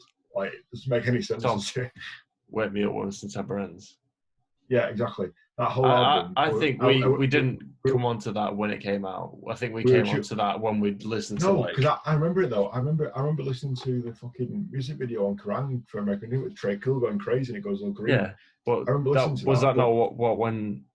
Did we not listen to that? Not when it was out. We'd listen to it a couple of years later when there'd be a top 40 on Kerrang, and we'd listen to it then. Because 04, Tom, 04 was the year we saw Busted live. Exactly. I wouldn't have listened to that and fucking Craig David in the same instance. I don't know. Right. Linkin Park and Metallica. Sorry, 1 second. So I can work out a timeline in my head. How old were we when Welcome to the Black Parade came out? I was 9. It was 05. That. No, you fucking weren't. It was 05. Tom, fuck off. No, Tom, fuck I remember. Off. Fuck you. Oh, right, 05. I can prove it to you. I remember this for a fact. Is it 05? 06. Fuck me. Right, because I remember it might have been your birthday. We went to Pizza Hut for our tea. Fat Man's Corner. Yep. I had a pizza that smelled like fish, so I didn't eat it. It was pepperoni pizza, and I hated it. I remember driving back, and remember the MP3 player I had that was like a cylinder, like a silver one. Yep. I remember on that I had Bob the Builder theme tune and Crazy Frog and stuff, and Crazy Frog and fucking Welcome to the Black Parade or whatever that song was. I had that on there. Join the Black Parade. Yeah, when I was a young boy. Yeah, but like that was on the same thing. I think. Right, I'm going to tell you now because you're not going to guess. Linkin Park's Tom, Shadow of the Day. That music video. With a fire going off when him walking through the street and stuff, yeah. And then Metallica was Death by Neck. Day Never Comes. I think you've got Maiden because I just tandem at the time, and then we. Yeah, I don't remember there being a start to that. Like it just happened. Do you know, like with every band, you've got one song where you listen to it 30 times in a row for 2 weeks because you can't get enough of it. Yeah. For me, with Maiden, that was Different World. Yeah. Which again probably was because they just got an album come out in 06, but I've been doing a lot of thinking the last couple of days because I've done that playlist, by the way, which you need to fucking subscribe to, download it, listen to it if you want back, because I'm changing it all the time. Which that 100 songs, Guitar Hero 4, there's so many good songs on there, Sam. Yeah. No, well, that's definitely a call on that. I'm looking back at it now, Sam. Do me a favour and a screen share again. Go on Wikipedia. So you think about this, Sam. So you think this game's come out in 07, yeah? So I've got a year and a half left of high school. I've just started high school. You've just started high school. I've got a year and a half left. Our music tastes before this game came out. I've got so much of this game to think of, right? Tom, Priestess. Sam, fucking scroll down now and look at the set list on this game. Of all the artists in this year, we wouldn't have known about any of these before this fucking game came out, would we? No. We definitely didn't, because we listened to like Natasha Bedingfield and fucking some of the ZZ Top, Maiden, Stones, Sabbath, Slayer, Strokes, Kiss, Scorpions. Whoever made this game needs hugging. Chili Peppers, Disturbed, Guns N' Roses, Killers. I remember playing all of these on the game. I remember that fucking Through Fire and the Flames was the last song. Yeah. It was like Tenacious D, AFI. Oh my god, AFI, is that Miss Murder? Oh, what a tune that is. Tom, do you remember 3 Days Grace?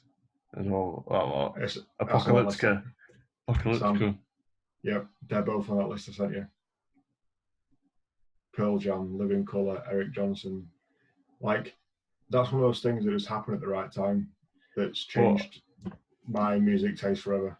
I love things like that, like, you know, how our generation was so, like, close to being completely different. Like, kids that are, say you were how old? 15 in 07? Yeah. Yeah. Kids that are 15 in 2020. Yeah. Is so different. Oh, yeah. Like, you had a Virgin Sendo, didn't you? Do you remember that? What? Virgin Sendo. Do you remember that? And the fucking Motorola, the Flick one. Yeah, the Sony Ericsson, what's it called? The camera that it had, the fucking Cybershot camera. That is my present for Robert. Yeah. Digital Cybershot. film. Yeah. Put that down, Brendan. Right. But like how different and how just on the cusp of the technology we were. Yeah. Like weird. I love it. Some people rode the wave, some people got in at ground zero with shit like that and just fucking took it off, but we weren't old enough to do that. When you see kids with iPads when they're like 8 years old, I've never had an iPad that I've asked for, if you know what I mean. Like I've never had one growing up. I've only bought my own when I was when I was past 20.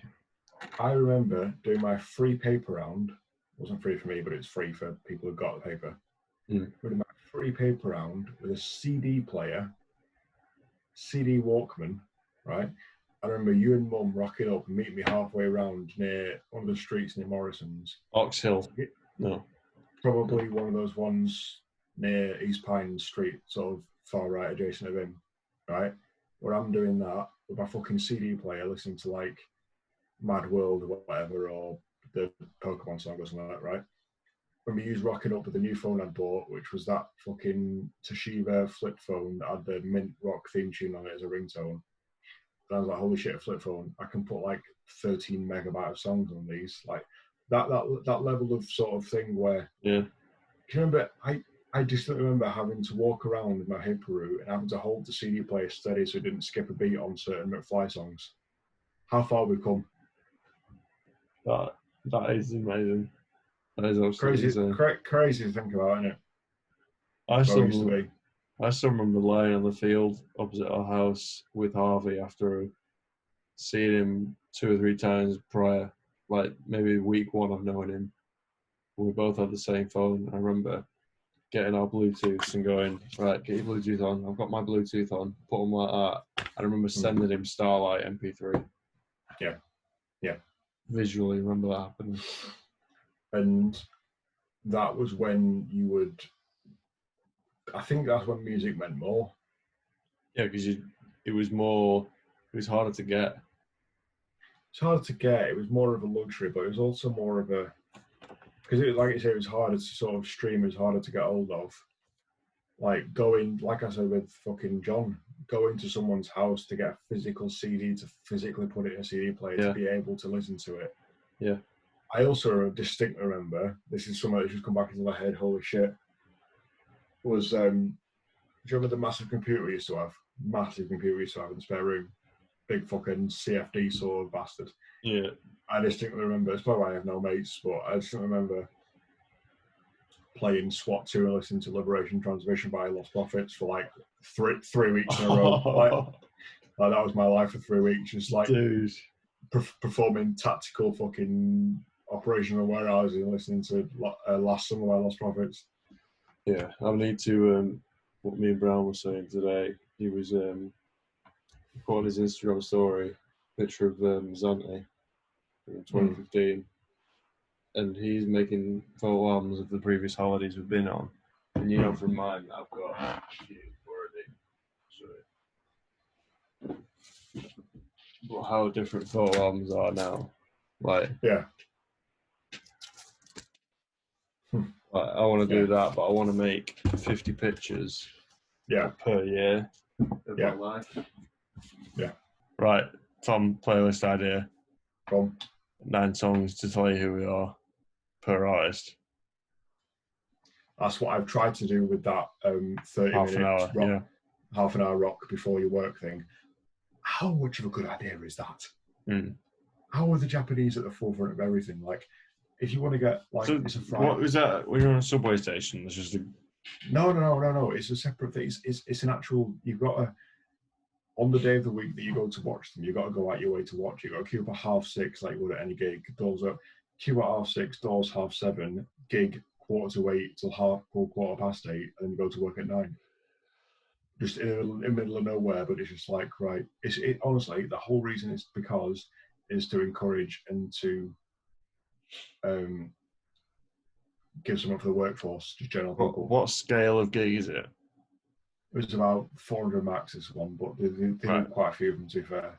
But it'd be akin to watching like Biffy Clyro or Winter Gardens before you go to work on a Friday. For like 30 minutes. Imagine that, just listening to Golden Rule, absolutely going for it, and then just, I'm going to clock in now.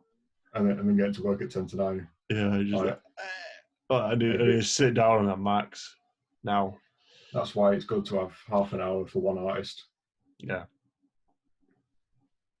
Oh, fucking hell. Right, I need to go in a minute, Sam. So what we'll do is... I'm going to play you out. I want to... you're playing us out as you do with every podcast, okay? Yeah. But I want you to send me right now, as in playing yours, and I'll watch it, and I'll send you one to play yours and watch. Just like 20 seconds each one. Of which band would get you psyched to get your fucking day going now. Just one snippet of one song. You can see them all right now. But you're not going to be able to hear mine. I won't be able to hear yours. No. I'm sending you mine so I can watch you look at it. So I know the music. And I'll do the same. Yep. For you. Yeah. So open in 20 seconds, yeah? Yep. As long as you get the sound in the final video. Try. Yeah. As long as it's off YouTube, yeah. Yep. Screen share before you show me. We're doing open in 20 seconds, yeah? Open in 20 seconds. I need a second for this. Don't copy me. This is a tough one, this. I want to make sure I do this right. Screen share and do mine first then to get in the mood. Okay. Are you ready? You sent me mine. Sent it you with a timestamp as well. You literally, Sam, you're a bit pissed off. You've had a shit week. You've not had a good shit. You've not had a good shit that day for work. You're pissed off. Like you've Skype or something like that before it didn't work. But then you've on the way to work, you've gone to these fuckers. You've set off an hour early as well, so you're a bit tired. You've had like a max in the queue to get in. Yeah.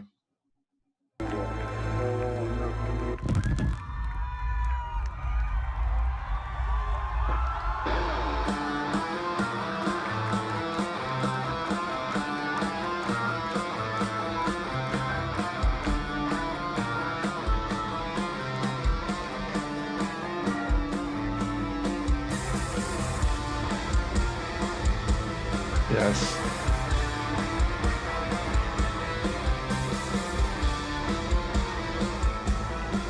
I love the way they all mosh dead good, don't they? Do you know why as well? Before he fired off the band and like got the new girls in, they all just stood there still like fucking whatever. But these guys mosh better, definitely.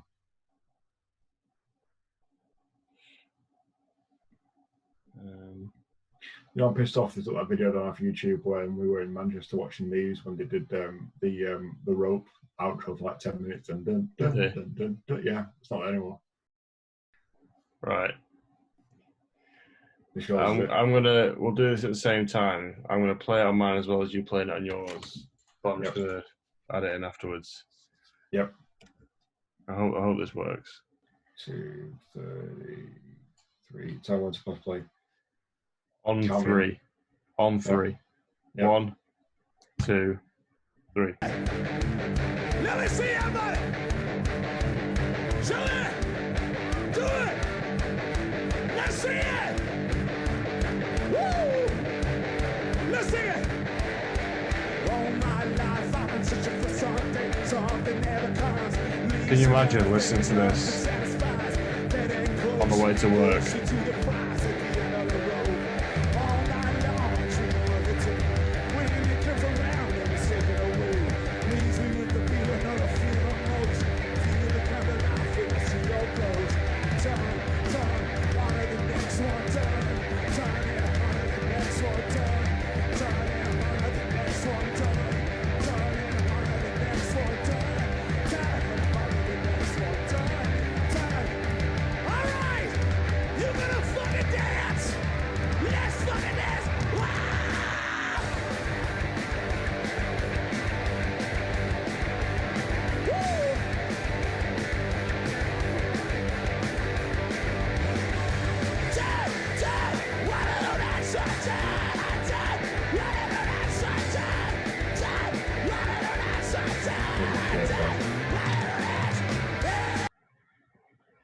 Wow. Well, As ever, you play us out, but we send each other a song each. Yeah? For what reason? Just to listen to after the podcast. Oh, okay, that's fine. You play the podcast out, but we'll send a song each. Yes, so don't look at... Is this you playing the podcast out or playing... Play the podcast out.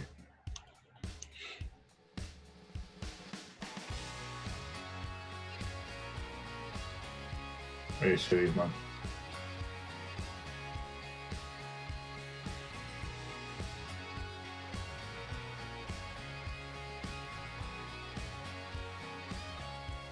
I'm going to FO, mate.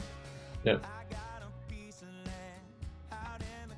It's going to be a 3 hour. I think this might break our first 3 hour one. Probably. Things to take away is everything's awesome. Yeah. Music is no matter what. Music is the crux of our humanity. Yeah. And please go out in your car tomorrow and listen to that Spotify playlist I made at like 100 miles an hour. The main thing main thing to take from this is the reason we're not talking on your couch at your house now is there is a global pandemic. Yep. 10,000 people have died in this country, which sounds so horrible and weird to say, but we've not mentioned it because we talk about films, music, and brilliant things like that. Yeah.